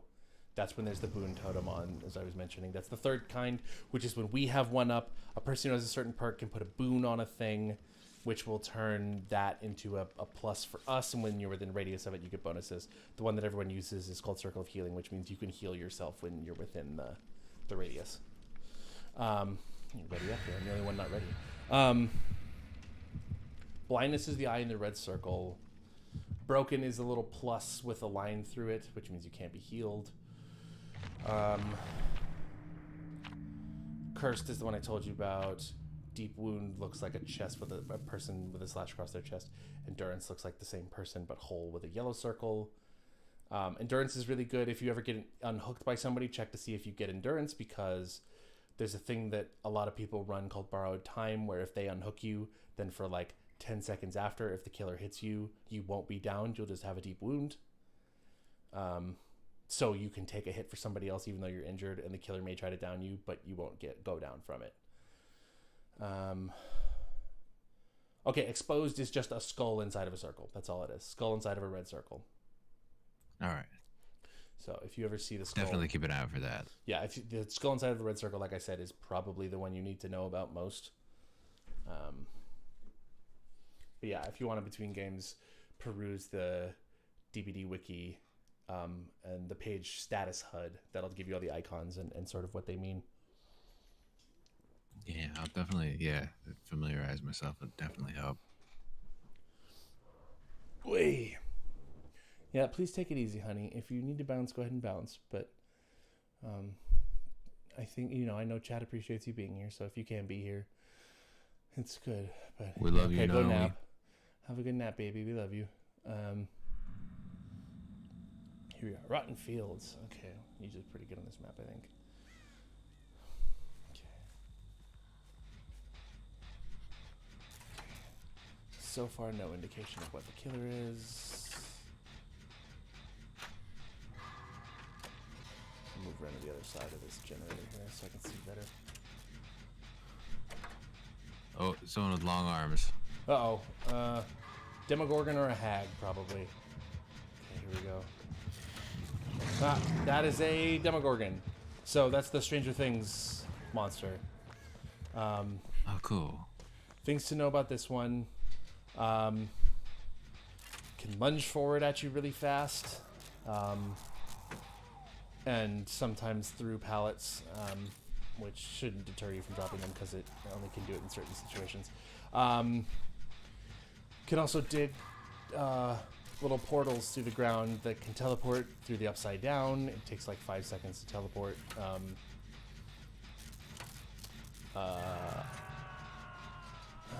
He's out of my way now. Great. He's got barbecue and chili on too. Yeah, he's digging a portal right there. He just went into one. Don't know where he came out. He just I heard bad noise. Yeah, he just teleported away, so I don't know where he was going. But the thing to be worried about. Oh no, Oh shit. The other thing to be really worried about with him, if you can tell where he came up on a teleport, try and remember that location and get back to it if you can. I know the maps are complicated, so don't feel bad if you don't remember. But first of all, once he's teleported through a portal, we can then close that portal. They have fixed locations once he digs them. And the only thing that can be done to them is we can close them. He can't, like, move them, and he can only have a certain number of them open. So, if you know where a portal is, I heard the heartbeat start, and I just ran like crazy. Yeah, no, it's good. He's by me right now, and I'm trying to slow walk away here because he's damaging my gen, I think. That it was just on. Yeah, here I realized I went the first couple of rounds I played with you. I was running way too much. Yeah. Getting scared just running. Very, very common thing for people who are new at this game. Basically, everybody who starts in this game is like, yeah, okay. If I'm a character in a horror movie and the horror movie monster is running at me, what am I gonna do? I'm gonna get the fuck out of there. Hell yeah, run. Yeah, and then you have to realize that, like, just because they're near you doesn't mean they're super near you, it doesn't mean they're coming for you or even know where you are. Like, you have the ability to avoid being detected by them. You have the ability to hide. And if they hit you, you get super fast and can try to get away. So, by the way, Sonny, it's not barbecue chili, it's barbecue and chili. Barbecue chili would be a whole different thing. I do not know how you would barbecue up some chili.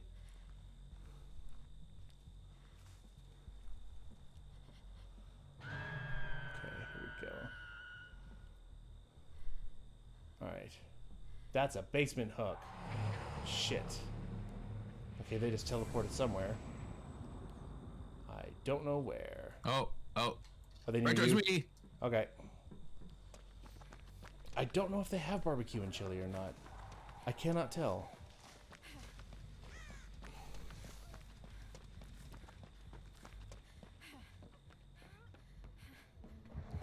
Oh yeah, and so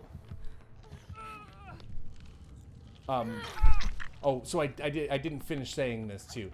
The thing about the portals too, not only can you close them and they have a limited number of them and all the stuff I was just saying about it, but if you he's coming right behind you. Good, he missed you. I stunned him and ran. Nice, good job. The other thing to know about his portals, though, and so beware of this every time you approach a key spot on the map, like anytime you approach the basement or anytime you approach a generator or whatever. He gets a little ping if we're near one of his portals and he checks them while we're near it. Do you know what I mean? So like, haha, he missed me with a lunge. Get fucked. So if he put a portal somewhere, and so he'll dig his portals near key spots, and if he put a portal near somewhere, and then he checks with his power, he'll be able to tell that we're hanging out near one of his portals. And then if he can get to another one of his portals, he can get to us. You know, he can teleport, dig through the ground. So, be careful when you're going around very key locations. As you want me to heal you? Oh, sure. Yeah, step off the thing. Yeah, there you go. Basically, yeah, as he's oh fuck, is he coming here? No. Sounded bad. No, that's just everyone hears the sound every time he teleports. Okay. But yeah, Thank you. yeah, you're good. So that means that certain times when you're going near like key locations on the map, no matter how sneaky you're being or how far away he was a second ago, he might just suddenly know you're there. All right, go, go, go, go, go. Okay, he's coming for me. Perfect, good.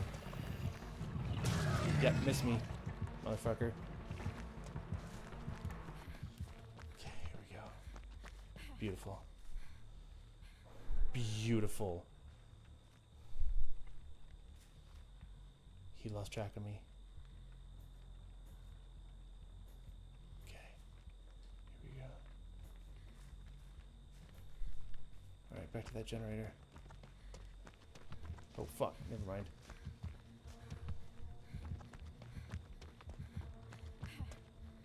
Here he comes. He's coming just to me again. standing in the He's coming to me again. cornfields, just not moving.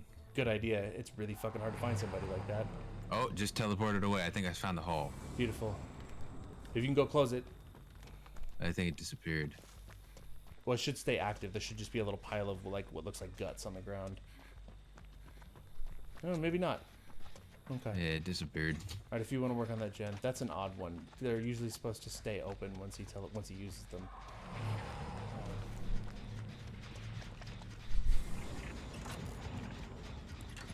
Oh fuck! I just teleported right behind me and picked me up. He had undetectable on or something. Must be Tinker. Yeah.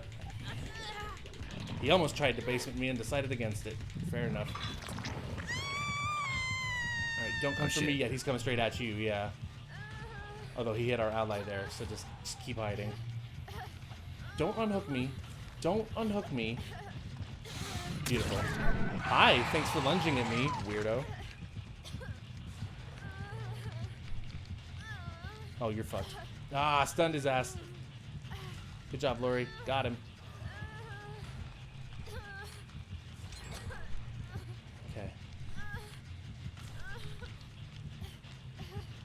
Yo. Haha, missed. Oh, he downed there. He downed our ally there, but they Let certainly. me know if I should go for you sometime. I'm just repairing this gen. No, keep working on it. Both of our allies are over here working on this, and our other ally's getting me right now. So I'm gonna run off here. Thank you, Jake. Okay. Very cool. All right, now.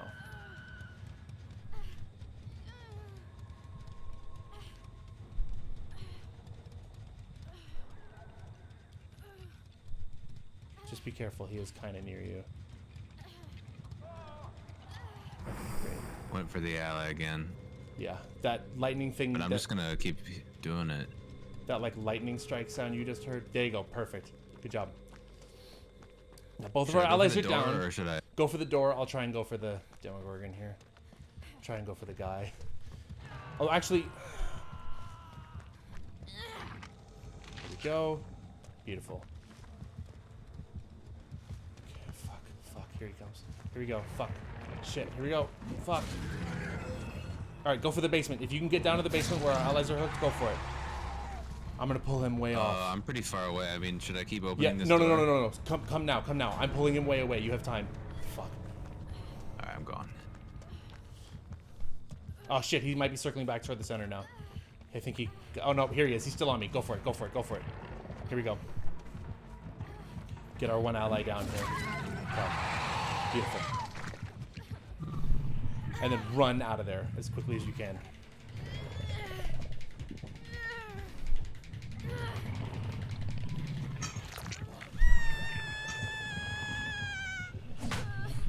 You need to try and take aggro from the Demogorgon. You need to try and draw him towards you because you have full health and no hooks. Our ally's dead on hook. So you need to be the one to try and come get me here. Or at least to try and draw the killer's attention while our ally comes. Yeah. The killer is unfortunately I'm going towards you. Kicking it near me. Alright, he's coming for you now, it looks like. So just start running and see if he finds you. No. Okay, head toward the gate. That's where he's going to see you better. Oh, is he chasing you? I can't tell. Okay, come get me. I don't think he's on you. I'm just full. Oh, no, he's really near. He's coming. He's right there in front of you. No, he's to your side. Yeah, that's why I was trying to be like, no, don't go that way, but I was not being articulate, so that's my fault. All right, heads up. Whoa, I didn't realize he could leap with it. That's fun. Oh, I'm dead. Okay, get out. Just go for the door. Go.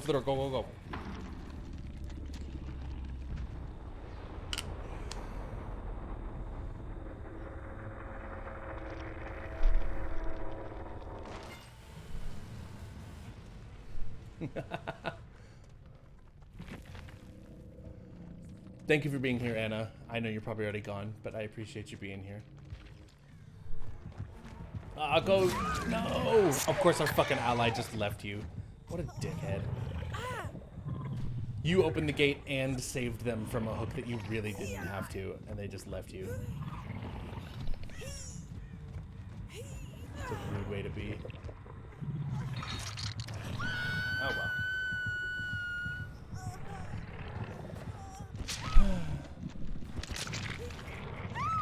Rude. Yeah, it was a really good game. Just sucks that our allies were unhelpfully rude.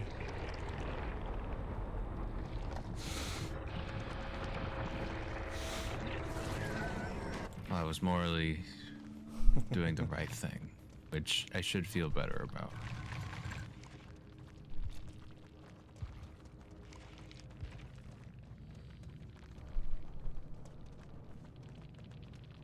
Yeah, screw them. Okay, I'm gonna get back to the archives here. Apparently, they don't have a challenge going. That's weird. I definitely selected one. Woo! All of a sudden, a bunch of people all dropped out at the same time. That's all right. I like that my chat is just still talking about barbecuing chili. Throwing a can full of chili unopened in the barbecue fire. There hasn't been enough innovation in Chile, so I'm glad got a think tank going here. Why did this not take? There we go. That's what I wanted. Anyway. Okay. I'm just gonna be saving up now. I think I might go back to my core group of survivors here. Save up some points so that eventually I can play a Demogorgon and actually spend enough on the Bloodwood to make that worthwhile. Hell yeah.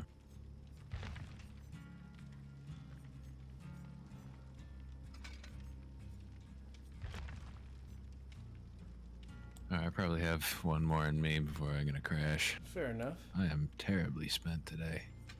It was a lot today.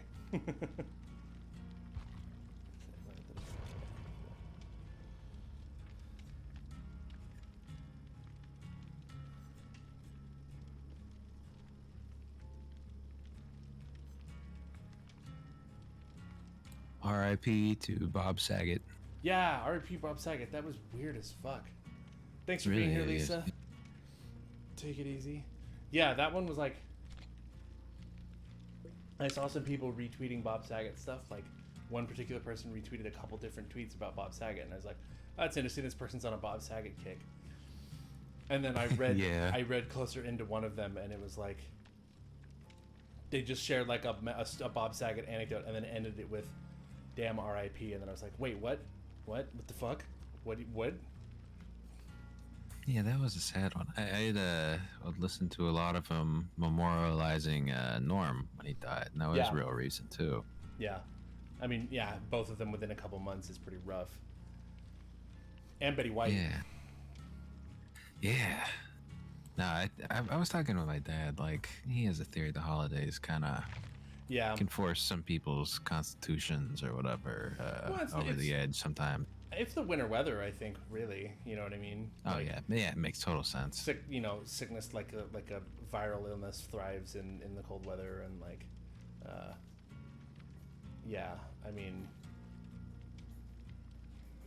a lot of these people. I mean, Bob Saget was only 65, but like, Norm Macdonald and Betty White were both pretty old. Yeah, and I know. I'm pretty sure Norm had cancer, and he just wasn't talking about it. Yeah, apparently he'd been fighting it for like 7 years or something. It was very much like the Chadwick Boseman thing. Although, yeah, you're right, Spicy Caroline. Spicy Caroline says he was also on tour and he had a penchant for relapsing on tour. But the sheriff's office, when they released their statement, said not only no indication of any foul play, but no indication of substance abuse of any kind. And it kind of sounds more like just like a fucking like an aneurysm or something, one of these like freak things that happens. Which is like Bob was a drinker, or I mean, I assume he was a drinker. Yeah. I mean, with the comedy club thing, it's really hard to avoid. Right. That for sober comics, that's the thing they always talk about. There's just no having a comedy club without booze. I mean, there's certainly exceptions. There's some sober clubs out there, but it's a too easy revenue stream. Yeah, why that is like the primary revenue stream of a lot of clubs and everything.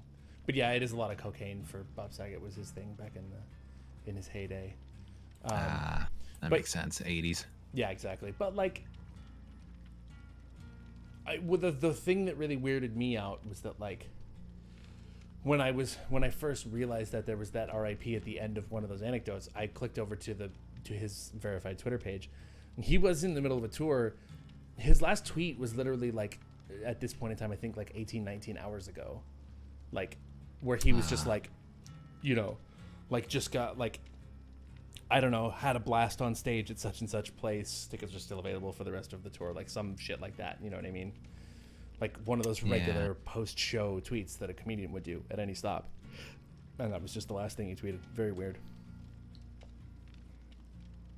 Yeah, that's a bummer. It'd be interesting to read exactly what went down there.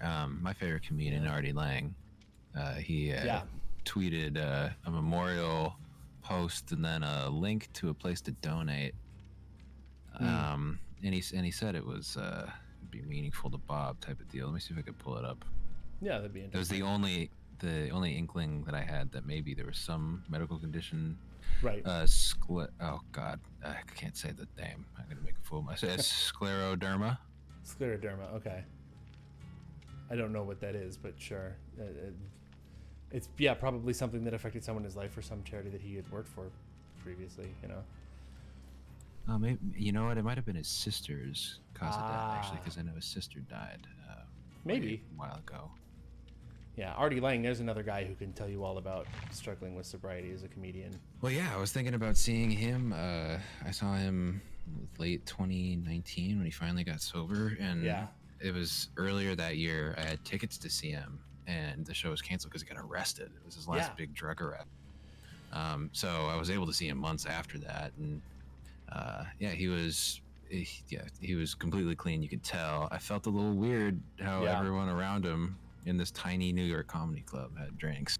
Yeah, after and like hearing him talk about specifically that dynamic being uncomfortable. Yeah, well, and also just like, I mean, so I listened to a lot of the Jason Ellis show, and while Artie was going through a lot of that, there were times where they were talking about it on the Jason Ellis show about just how, like, first of all, like being former XM hosts and people who had all themselves either worked for or gone or guested on Stern multiple times, none of them were like immediately believing that Artie Lang was sober when he said he had sobered up. Everyone was kind of on the like, yes, Artie, we've heard this before. He Artie bullshit the audience. Yeah. Like, and but like he apparently when he finally started posting on Instagram again after getting sober, there was like, you could really tell just in his face the physical toll that the substance abuse had taken on him, in like he just looked really fucked kind of way. You know what I mean? The years of I mean, when you're railing, the years are not going to be too kind to you. And you can tell like he was posting some really uncomfortable stuff when he was off the wagon. But the worst of it was he got beat up by I think it was a bookie or a dealer that he shouldn't have been talking to, and they punched him in the face and then took his phone and took a picture of his bloodied up face and tweeted as him trying to taunt another person. I forget if it was a dealer or a bookie. But out of nowhere, this ugly tweet came up on my feed. Him with the worst swollen face you ever seen. Like, hey, Tuco, you're a pussy. Why don't you? Just incredibly, alarming stuff. And now he's he barely tweeted at all throughout the pandemic, or we're in the pandemic, but 2020 throughout the lockdown. Yeah, he was basically just not around. And that was a good sign, actually. I was like, oh, it's a sign he's taking it seriously. Yeah, exactly. He's not trying to emphasize it all the time. He finally, after like a year-long public absence, he started his own podcast. And I believe he's still sober. But I hear the damage he's done to himself. His voice is just not quite there anymore. But a beautiful soul. Still got some of the craziest stories you'll ever hear.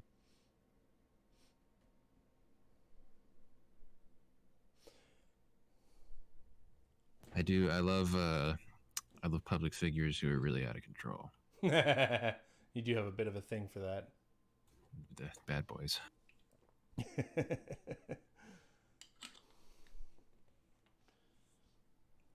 Have you ever read much or listened to anything much about the like biographical history of like Iggy Pop? Do you know much about it? No, only as it's interceded with Bowie. Right, exactly.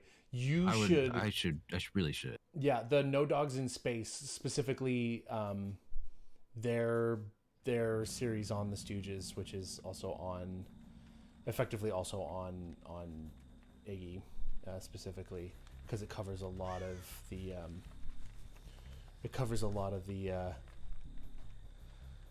Bowie era on those episodes, on the last episode of that. It is really wild to hear like the steps of, first of all, him just being, like any other rock star in the late 60s,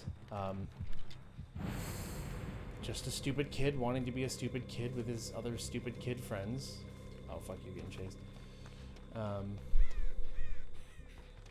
And then like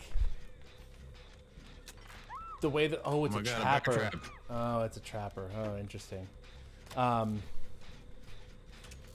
yeah, the way that just like you think so much, and I think a lot of people think so much about bands like Iggy Pop. Oh, he's doing Basement Trapper. Great. About so many of these like artists and bands in that sort of same niche as being, and they affiliate them with cocaine and with heroin very specifically. And it's very interesting to hear the story of how, like, when the Stooges were first being the Stooges, none of those drugs were in their life. It was all psychedelics. And there's people who were in other minor, like, one-hit wonder type bands who are now out there, who occasionally will legitimately brag that they were the ones, they were the group that introduced. Great, all three of you are down. Fantastic. They were the ones who introduced Iggy Pop to heroin. Like, that's a badge of honor. That's a claim to fame. Yeah. Like, well, still, let me heal you. No, we're fucked. I'm running. Sorry, friend. This is a very viable strategy to like Yeah. place the bear No, traps near the basement. This is the pro trapper strategy. Oh my god, the person in the basement, oh, they unhooked themselves? they got off. Hey, that's what's up. Alright, I'm gonna try and finish healing this person now then. Fuck, walked right into another bear trap! It's fine. I'm gonna come help you. If I can. Ah, he hit you. Fuck. Alright. Ally and I are getting out. Hold on. Yeah, you're dead on hooks, so not much I can do for you now. Hook, line, and sinker. Thanks for being here, Spicy Caroline. Take it easy. I'll see you around. Have a good night. Do you know the story of how David Bowie actually introduced himself to Iggy Pop? Because that was the way it went. No, I don't think so. So, they'd corresponded a little bit. Bowie had, very early in his career, seen some Stooges stuff and went, holy fuck, that is amazing. I love every part of this and want to do more stuff like it. Specifically of, like, Iggy, like, the way he would crowd surf or walk on people's hands in a crowd. But then, so when the Stooges were finally no longer a thing after their third record, because for their first two records they were just the Stooges, and then on their third record, Raw Power, you'll notice that a lot of people know them as Iggy Pop and the Stooges because that's what they were called at the time. And that's because the record label that they were on was also a management company that was also managing Bowie at the time, and they believed that rock and roll needed to be solo artists and their bands, not just bands.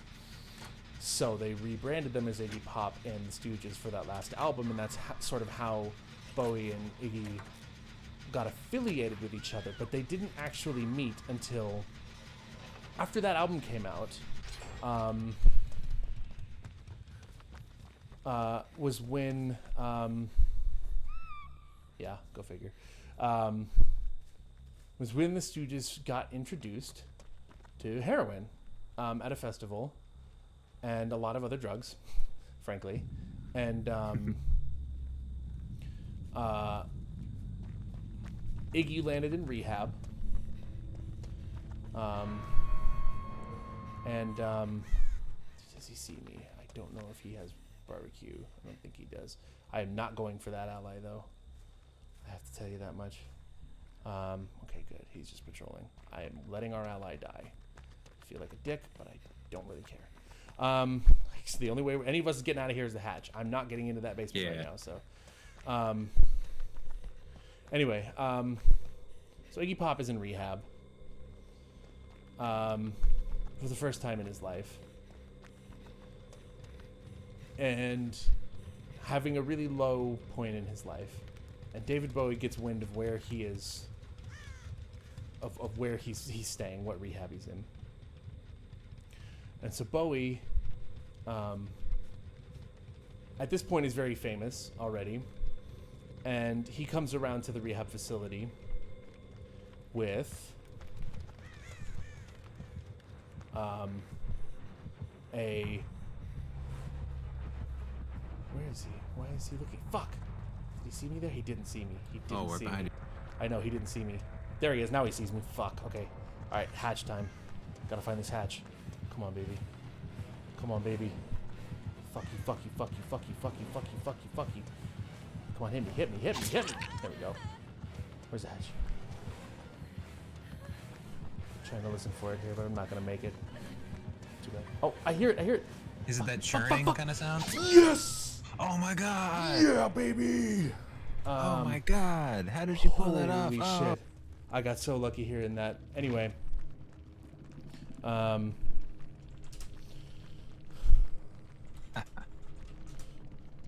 Woof.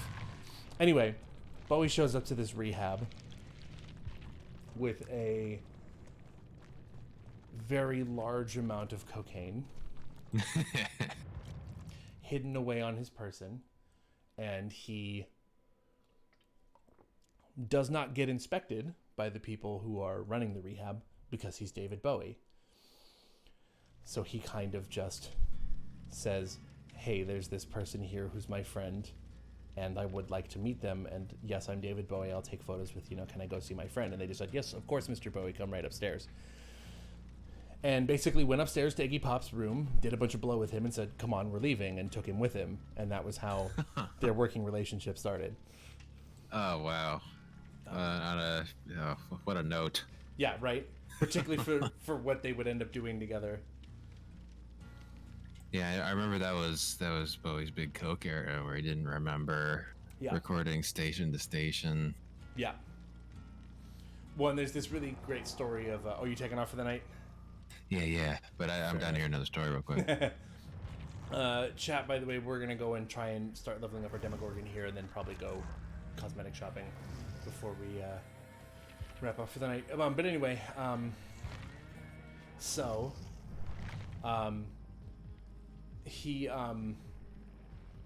Iggy Pop, the way that their relationship sort of ended in the end was because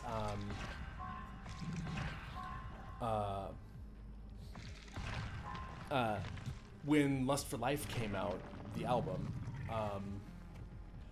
that's the one Bowie produced, right? One of the ones Bowie produced. He produced, I think, 3 of them, but Lust for Life's the really famous one.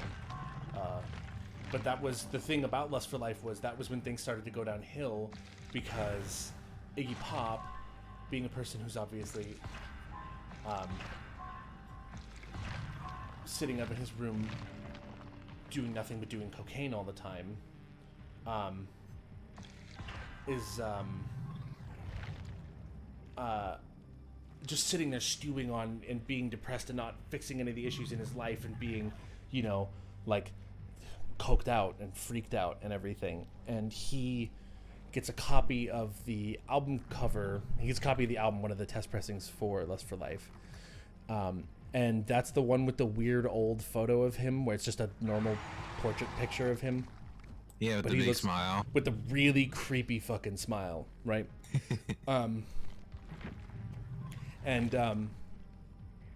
He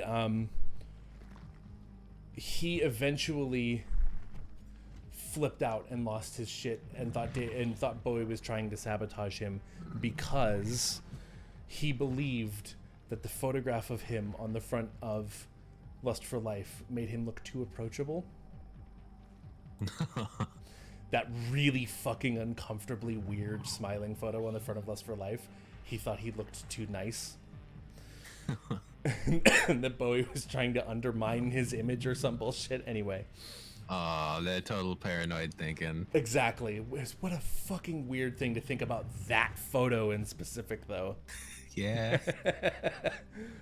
Oh, I can kind of get it though. Like in a near psychosis kind of mind state. or even just coming off of that wherever he was. Yeah. Like projecting all of your anxieties on that picture. I can see how that picture could. I just pulled it up too. It's a bigger, dorkier smile than I remember. It's really uncomfortable. Yeah, Chad, if you're not familiar with the cover to Lust for Life by Iggy Pop, just Google Lust for Life album cover and you will see what I'm talking about.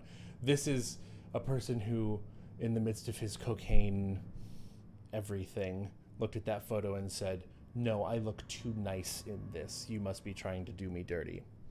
And that is an insane thing to think about that picture. I can kind of, as someone who's been too up on the uppers to Sure. where it makes my brain kind of bleed. I can kind of see just completely projecting all Right. of this this awful energy coursing through my body. Right. In just the wrong way. Exactly.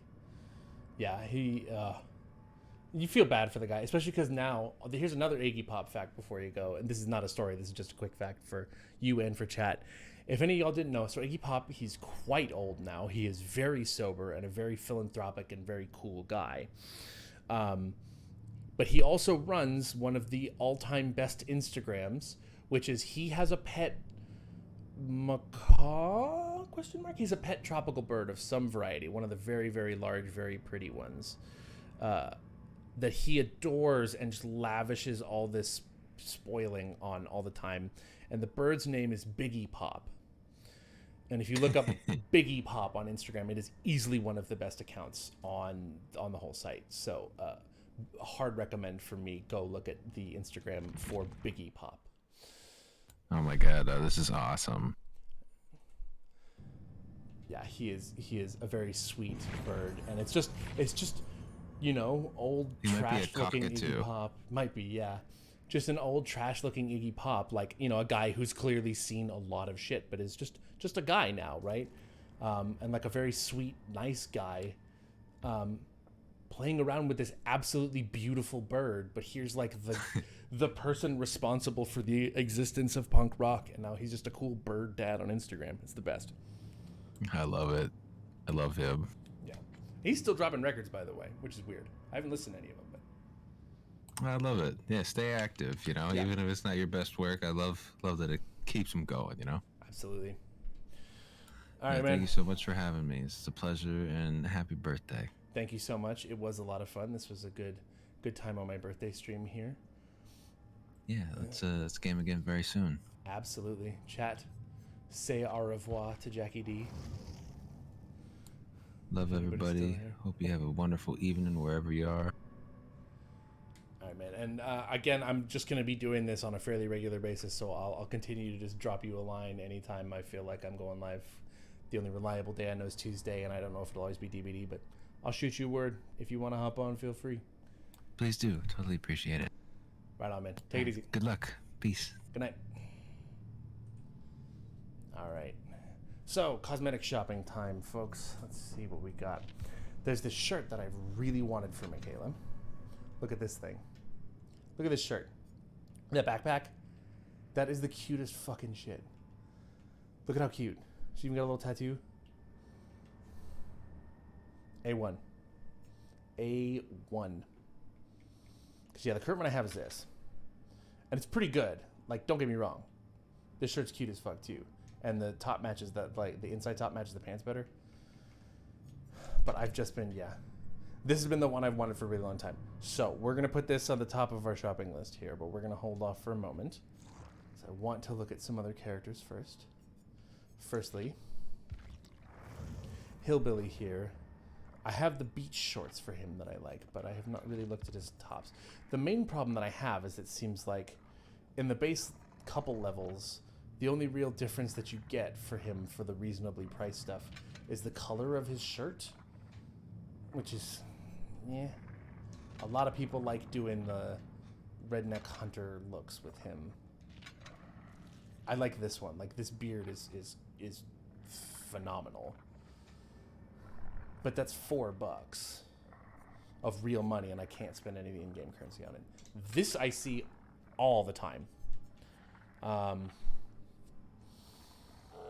This particular outfit I see on him a lot, or this top at least. And of course, this shit is cool. But it's also gross.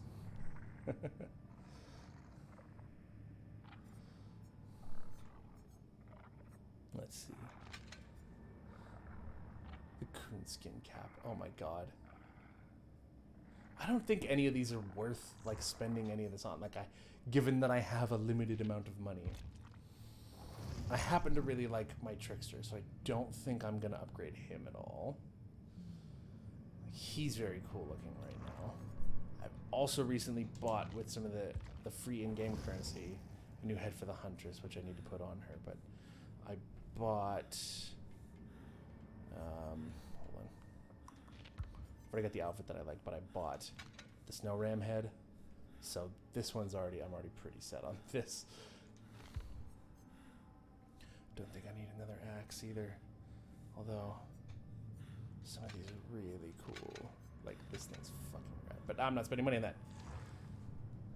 Night BK. Thank you very much for the happy birthday. And of course there's the Trapper, who I have a really cool face for, but I want a new body.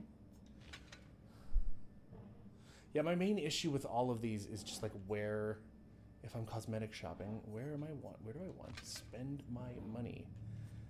And I don't feel like, I mean, these ones are the only interesting Trapper cosmetics. These big old like armor pieces on him, which are rad. But again, I just don't know that they're worth the money.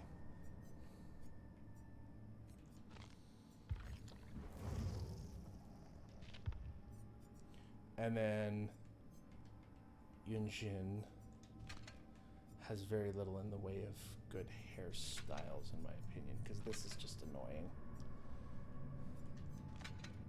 And the long hair doesn't fit her really, because that's like the haircut that looks right on her. I don't know. Maybe that's just me. Jake Park I'm covered on. Dwight I'm pretty covered. I don't know about Meg. Let's see what I have for Meg. Did put the new face on her.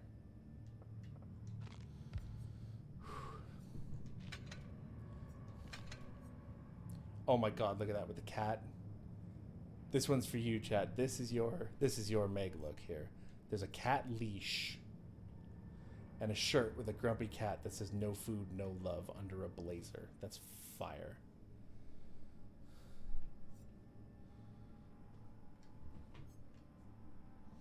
The cat that she apparently babysits for named Mocha, which is great, but M-O-K-A, like Mocha.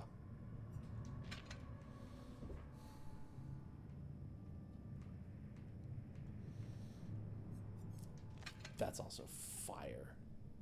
Look at that.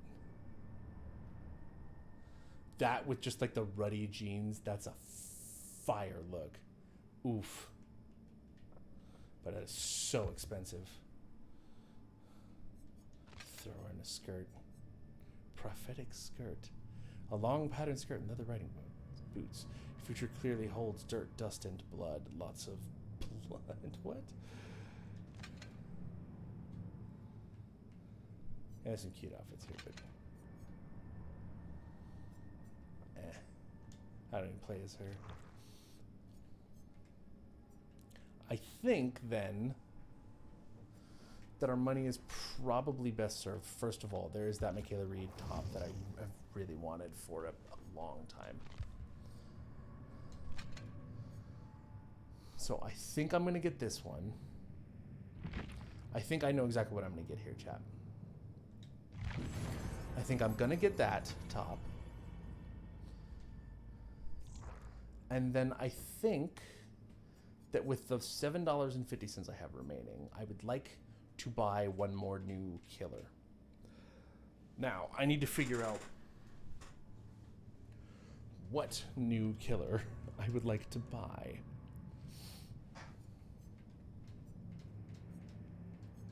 Because we do have to play as Demogorgon, and I would like to play as Demogorgon, possibly even tonight. However,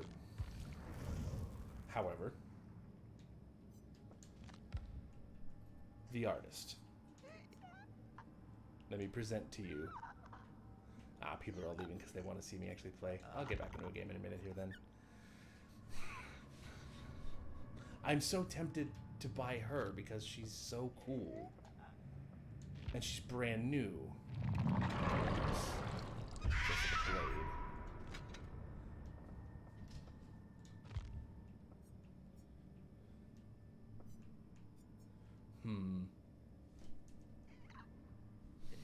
Much to consider, chat, but for now. Quick opinion for the couple of you that are left. Survivor game to milk out some points and then one Demogorgon game, or do I play a almost no perk Demogorgon run and get my ass handed to me? Because know that... Oh yeah, because she's a bird. She's one with the crows now, Sunny, so she does the like... Because what I was going to say, so we'll do a Demogorgon run either way, but do we want to do one more Survivor run for blood points so we can level up the Demogorgon and play one game as the demo? Or do we want to just play as the Demogorgon, get our ass handed to us once, level up then, and play again as a Demogorgon? That's the real question. I will consider what to do with my RX cells, my money another time, in terms of unlocking characters and things.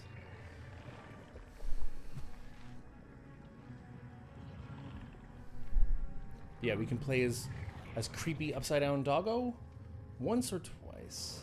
Failing sounds fun. Let's just do it then. All right. Cool. This is going to be a really bad time. We're going to do not great here.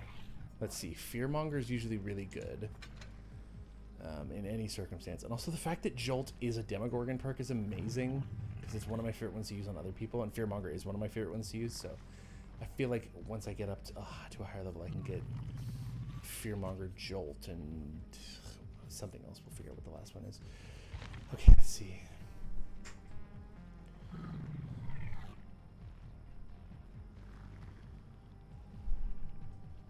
Yeah, it'll tell me. It'll give me prompts and that stuff. So let's see. Increases movement speed while charging my ability. Decreases the hit cooldown. That's fine. Increases time required for them to see the portals. Increases my movement speed in the upside down.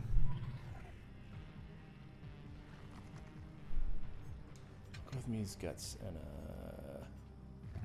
no, I want to save that actually. Let's go with just a black heart on this one. Let's just try that. Let's see what happens. Brutality. Let's see what happens. This is going to be so bad right now. We are going to do terrible. But then again, you know what? That's going to make later games with Demogorgon easier. And look at the boy. He's so cool. I haven't even checked if I have customization things for him. I don't think I do. But sometimes you just show up and have them. Okay. Nope. Sure don't. All right. Gummy Worms, 5231, Psychotic, Smiley Face, and Crankin' 90s. Let's do that. Excellent. Working on seams for part 1 of your mechanisms themed bag. Very excited to finish it. I'm excited to see it. I'm also very excited for the fact that one of the survivors put in the offering of Bloody Party streamers. Which means that I'm getting bonus points for this so we can level up even more than we would have just from this. I know the Muse thing, it is really sad and gross. Content warning for animal death, I guess, on that one. But again, as I often say, and I should probably say at the top of streams more often, and as we go through, as I see the numbers fluctuate, DBD comes with a content warning for everything. For gore, for blood, for violence, for loud noises, for jump scares, for animal death, for vomit, for fuck's sake. Alright, let's see. I'm gonna go ahead and do this. Cool. Great. So they can't see that until I teleport through it. Ooh.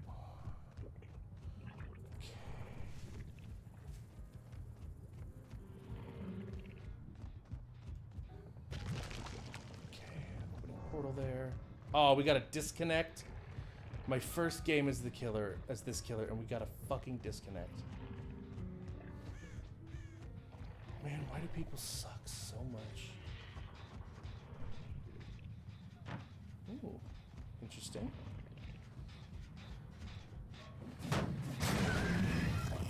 Okay. Hi, friendo.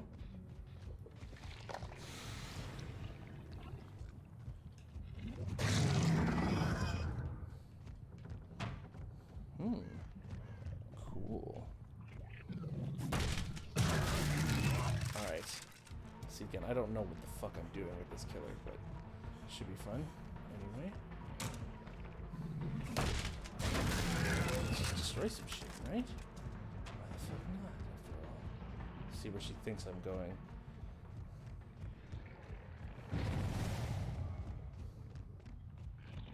Okay, cool.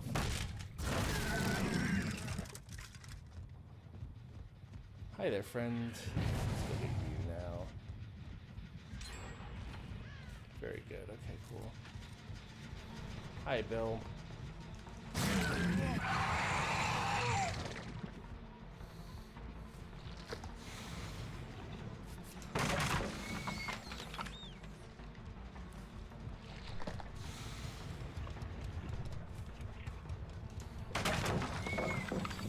Come on, keep going. Keep going. Here we go. Here we go. Come here, Bill. Oh, it just missed him.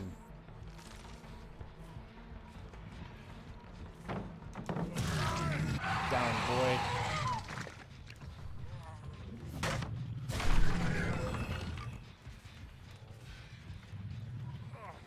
Okay. Nope. No, no, no, no, no. Fuck. With the flashlight save. Well played.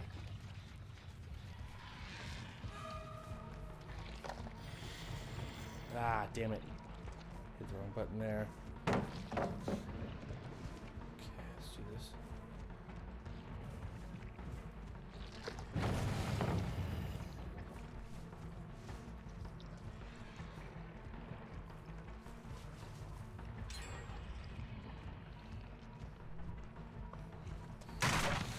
Let's go. Come on, come on, come on. Move. Go get her.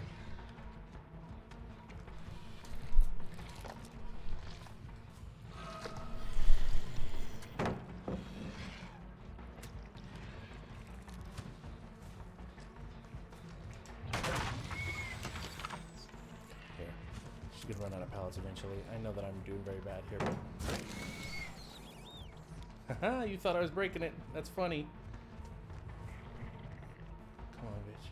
I got you here. I'm M1 you all day. I'm M1 you all fucking day. Damn it! Oh, I didn't turn far enough. Fuck off.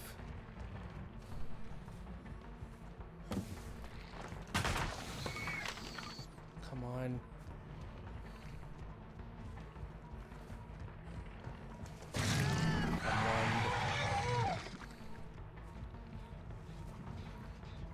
Hi, friend. See, I don't know how to use this killer's power at all, which is fun, right?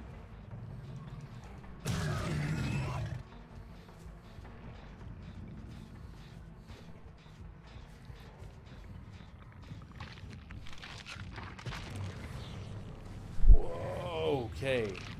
That's wild.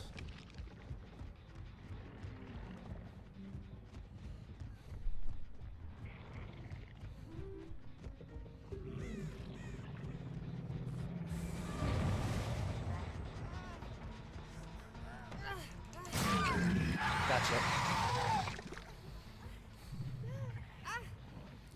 All right.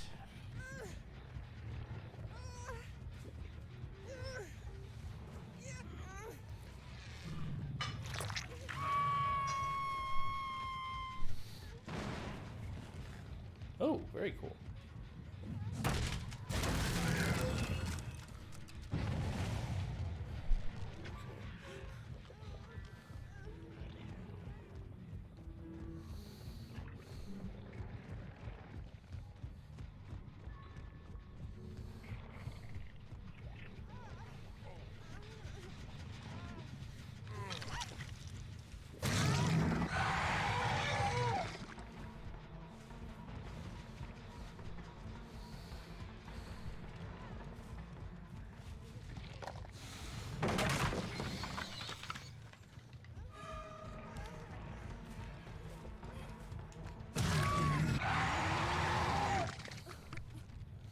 Well, that's good. Okay, at least I'm doing some stuff here. Shit. Whoa, what? Oh. I got DS'd, of course. Yeah, that makes sense. I'll go for Bill now, though. I'm not that interested in her right now. In fact, I might... Oh, you did the thing. Too bad. Okay, I got you. I understand now. What we're looking at here. But let me damage this at least.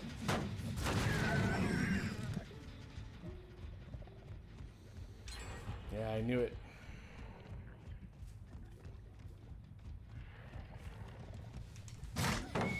Nice stun. Well played. Okay, where'd you head? That way. Very good.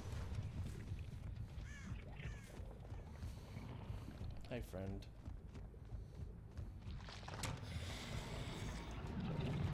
Ooh, that was close, though.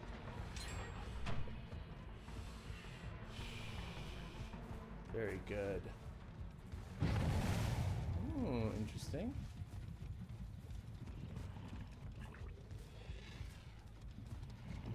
Ooh. Oh, but I do hear somebody. Hi, friend.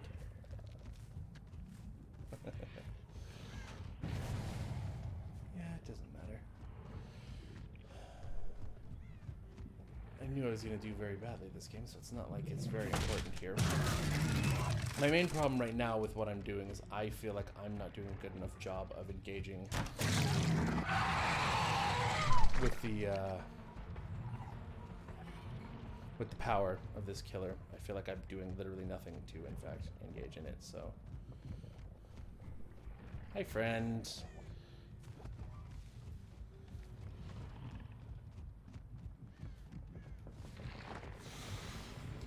Shit, okay.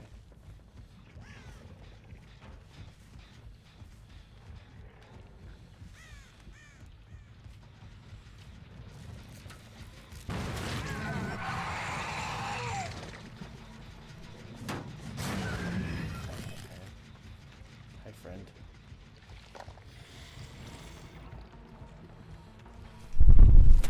Ooh, that was close, though.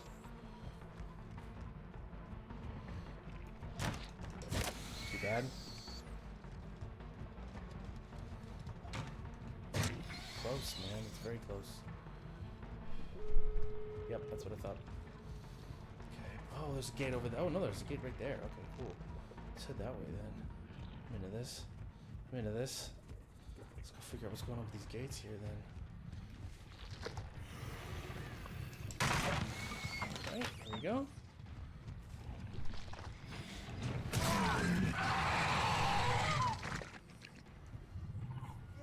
Very good. Oh, come on, stop it with the fucking blindness.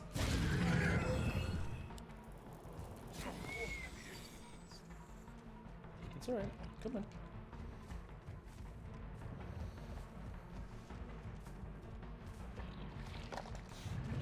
Oh, I keep just landing short of people.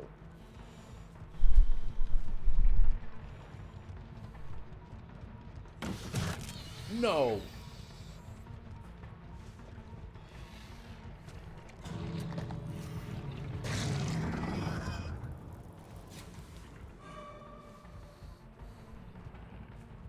Fuck yeah, it's game. Alright, whatever.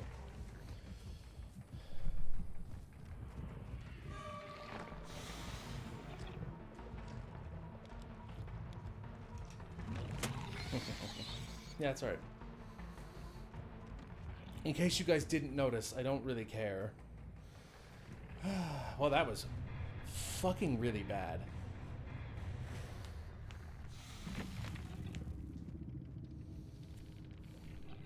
Yeah, but they want you to be able to do it like anywhere, Sonny. That's why the powers are located the places that they are.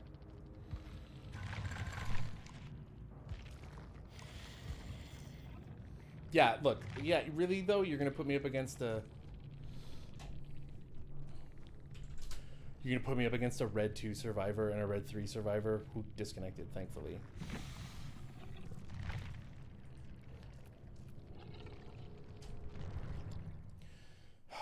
When it's my first time playing as a new killer and I have one perk, you're going to put me up against a Red 2 and a Red 3 survivor. Like, what was that going to fucking happen? Like... Also, I mean, the holes for the Upside Down in the show are not into only walls, are they? They're shown. There's like nothing that explicitly says they can only be in walls. I believe we see some evidence of Upside Down stuff on floors at various points. It's not like we ever see a creature of the Upside Down, a Demogorgon or otherwise, like teleporting through the world quickly by using the Upside Down. It's not like that's a normal thing that we see. So, you know.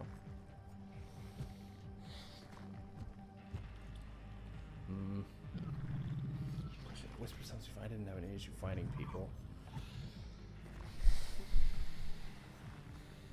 Civil Hunt's okay, but I'm gonna go with Jolt. Jolt is just a straightforward good perk, so we'll just keep it at that. Sacrifice. I'm not getting anything in sacrifice, so might as well go with the deviousness one. Let's see where we go here. All right, last one though.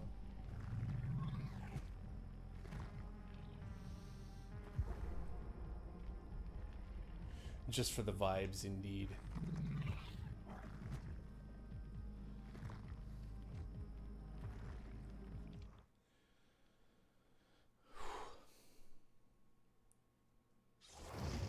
Oh, you put me... This is again... I'm...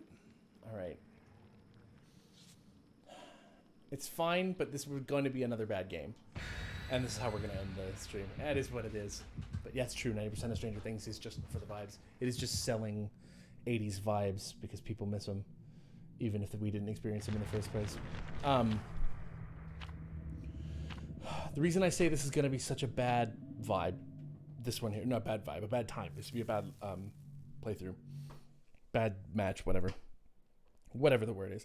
The reason this match is going to be bad is because the same way that I got matched with the people who were way outranking me last game, the same thing's gonna happen here, because it looks like these people had begun to ready up already and their killer left, and when that happens, it'll just grab the quickest person it can, usually that matches like the ping requirements. Which means that it could be from any rank. The MMR breaks. In that case, they don't really follow it. And because most MMRs that don't match with me because they're higher. There is not much lower than me you can get, but there's much higher than me that you can get. It is a near guarantee that the killer that was in there before me, whose spot I just took, was a way higher level. Okay, we're just opening a portal right away. Let's just do that. Okay.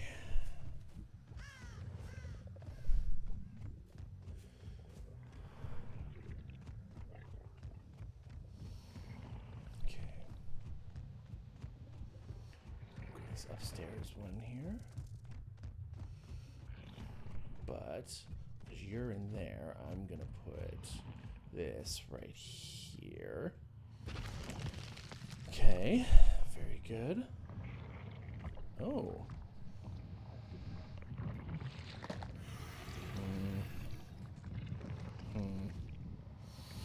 Okay, alright. I'm learning a little bit there. Let's see what happens now.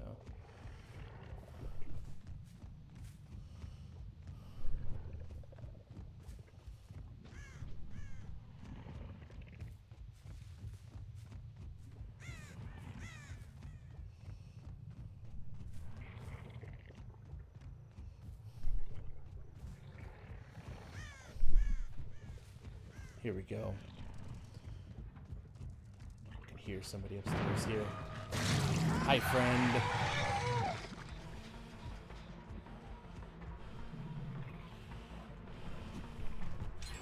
Where did they go? Where did they go? Over here. Over this way. Let's see that now. Here we are. Hi, friend. Shoot.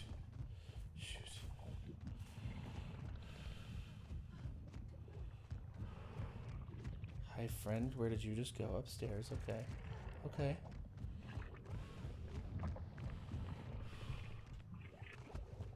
Did you just hop off a roof thinking I... Like, just just in hope that I wouldn't be able to find you when you got down here? It worked somehow.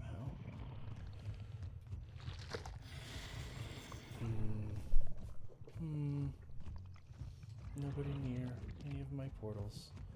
That's too bad. Let's go over here and go back to the one she was working on and put a portal there. Ooh. Very good. I still hear you. This time you hid better, but that's okay. I still know that you're around. Let's do it.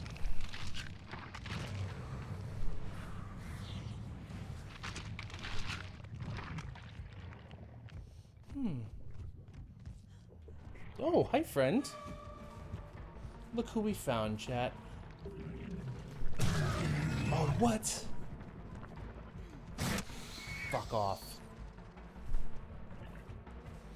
How the fuck did we not hit her with that? I am not pleased. Fuck. Where did she go this time? She jumped off again and then just disappears. I really hate it. Where the fuck does she go when she does that? Just really incredible. Oh, come on. Alright, fine. We're going here. Let's fuck these people up. I'm tired of this. Hi, friend. Hi, Bill. Billy Bill Overbeck. Let's do this.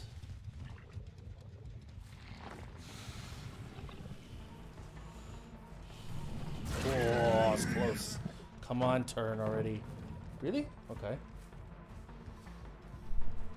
Hi, Bill.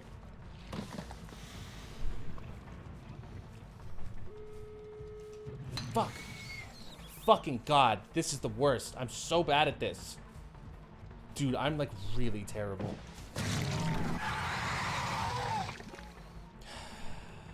Who really cares?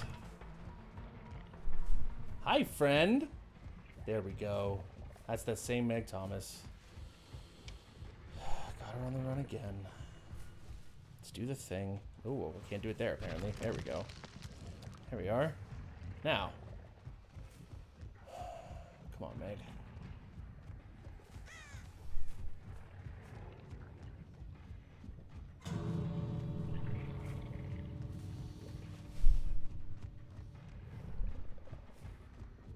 Nope. Okay. There we are. Hi, friend.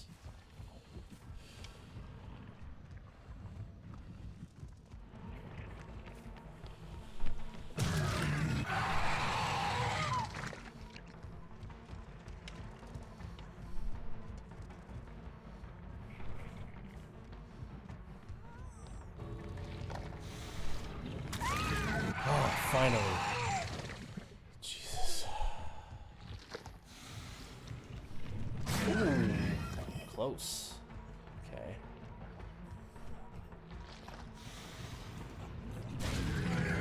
Come here, Bill.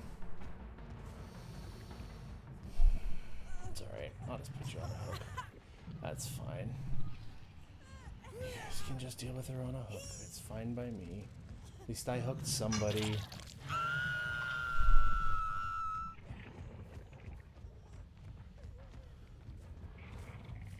Nobody's over there. Cool.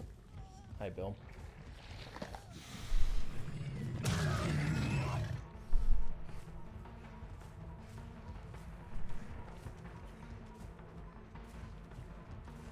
don't know what your play is here, but...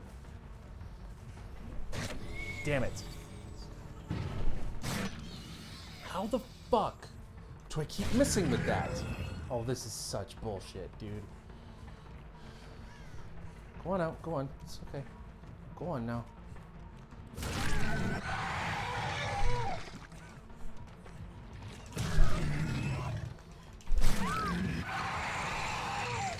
Whew, cool.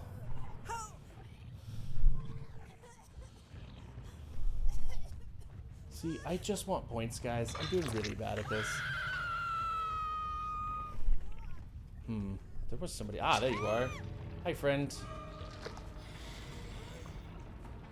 Okay, beautiful.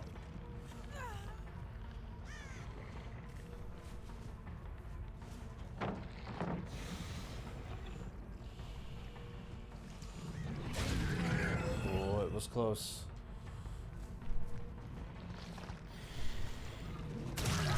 Gotcha.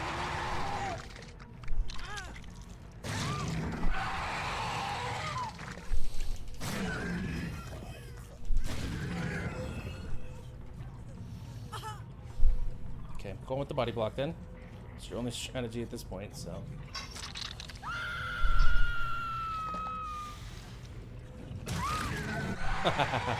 Down to out. Peace. Got a kill, I'll take it. However I can get it. That was so bad. I do agree with you, Sonny. The nationalism, I think that was everybody's problem in season 3. The America good, commies bad, rah-rah, sis boom bob bullshit of the 3rd season was not great. Okay, let's see. Well, that was what it was. Yep. That doesn't surprise me at all.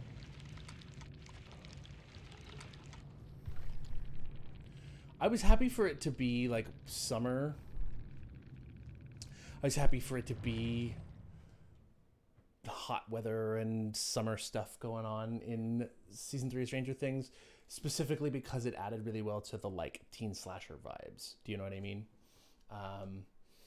So in that regard, I found it really fun, but yeah, it was a mixed bag, to say the least. Anyway, I'm going to go ahead and back on out of this game now. Thank you guys so much for being here. This was a very fun way to spend a part of my birthday, and I do appreciate everybody, as always, so much for being here. I'm going to quickly go through. Do we have... I don't believe we have anybody to raid, but I'm going to check anyway, as usual. Let's see. We have... Doesn't look like it. Okay. Well, with that said, I know that it was a bit of an up and down stream energy-wise, but it was fun. And I appreciate everybody who came through. Oh, I do need to check the Ko-fis really quick. I know we've got a couple in there, or at least one.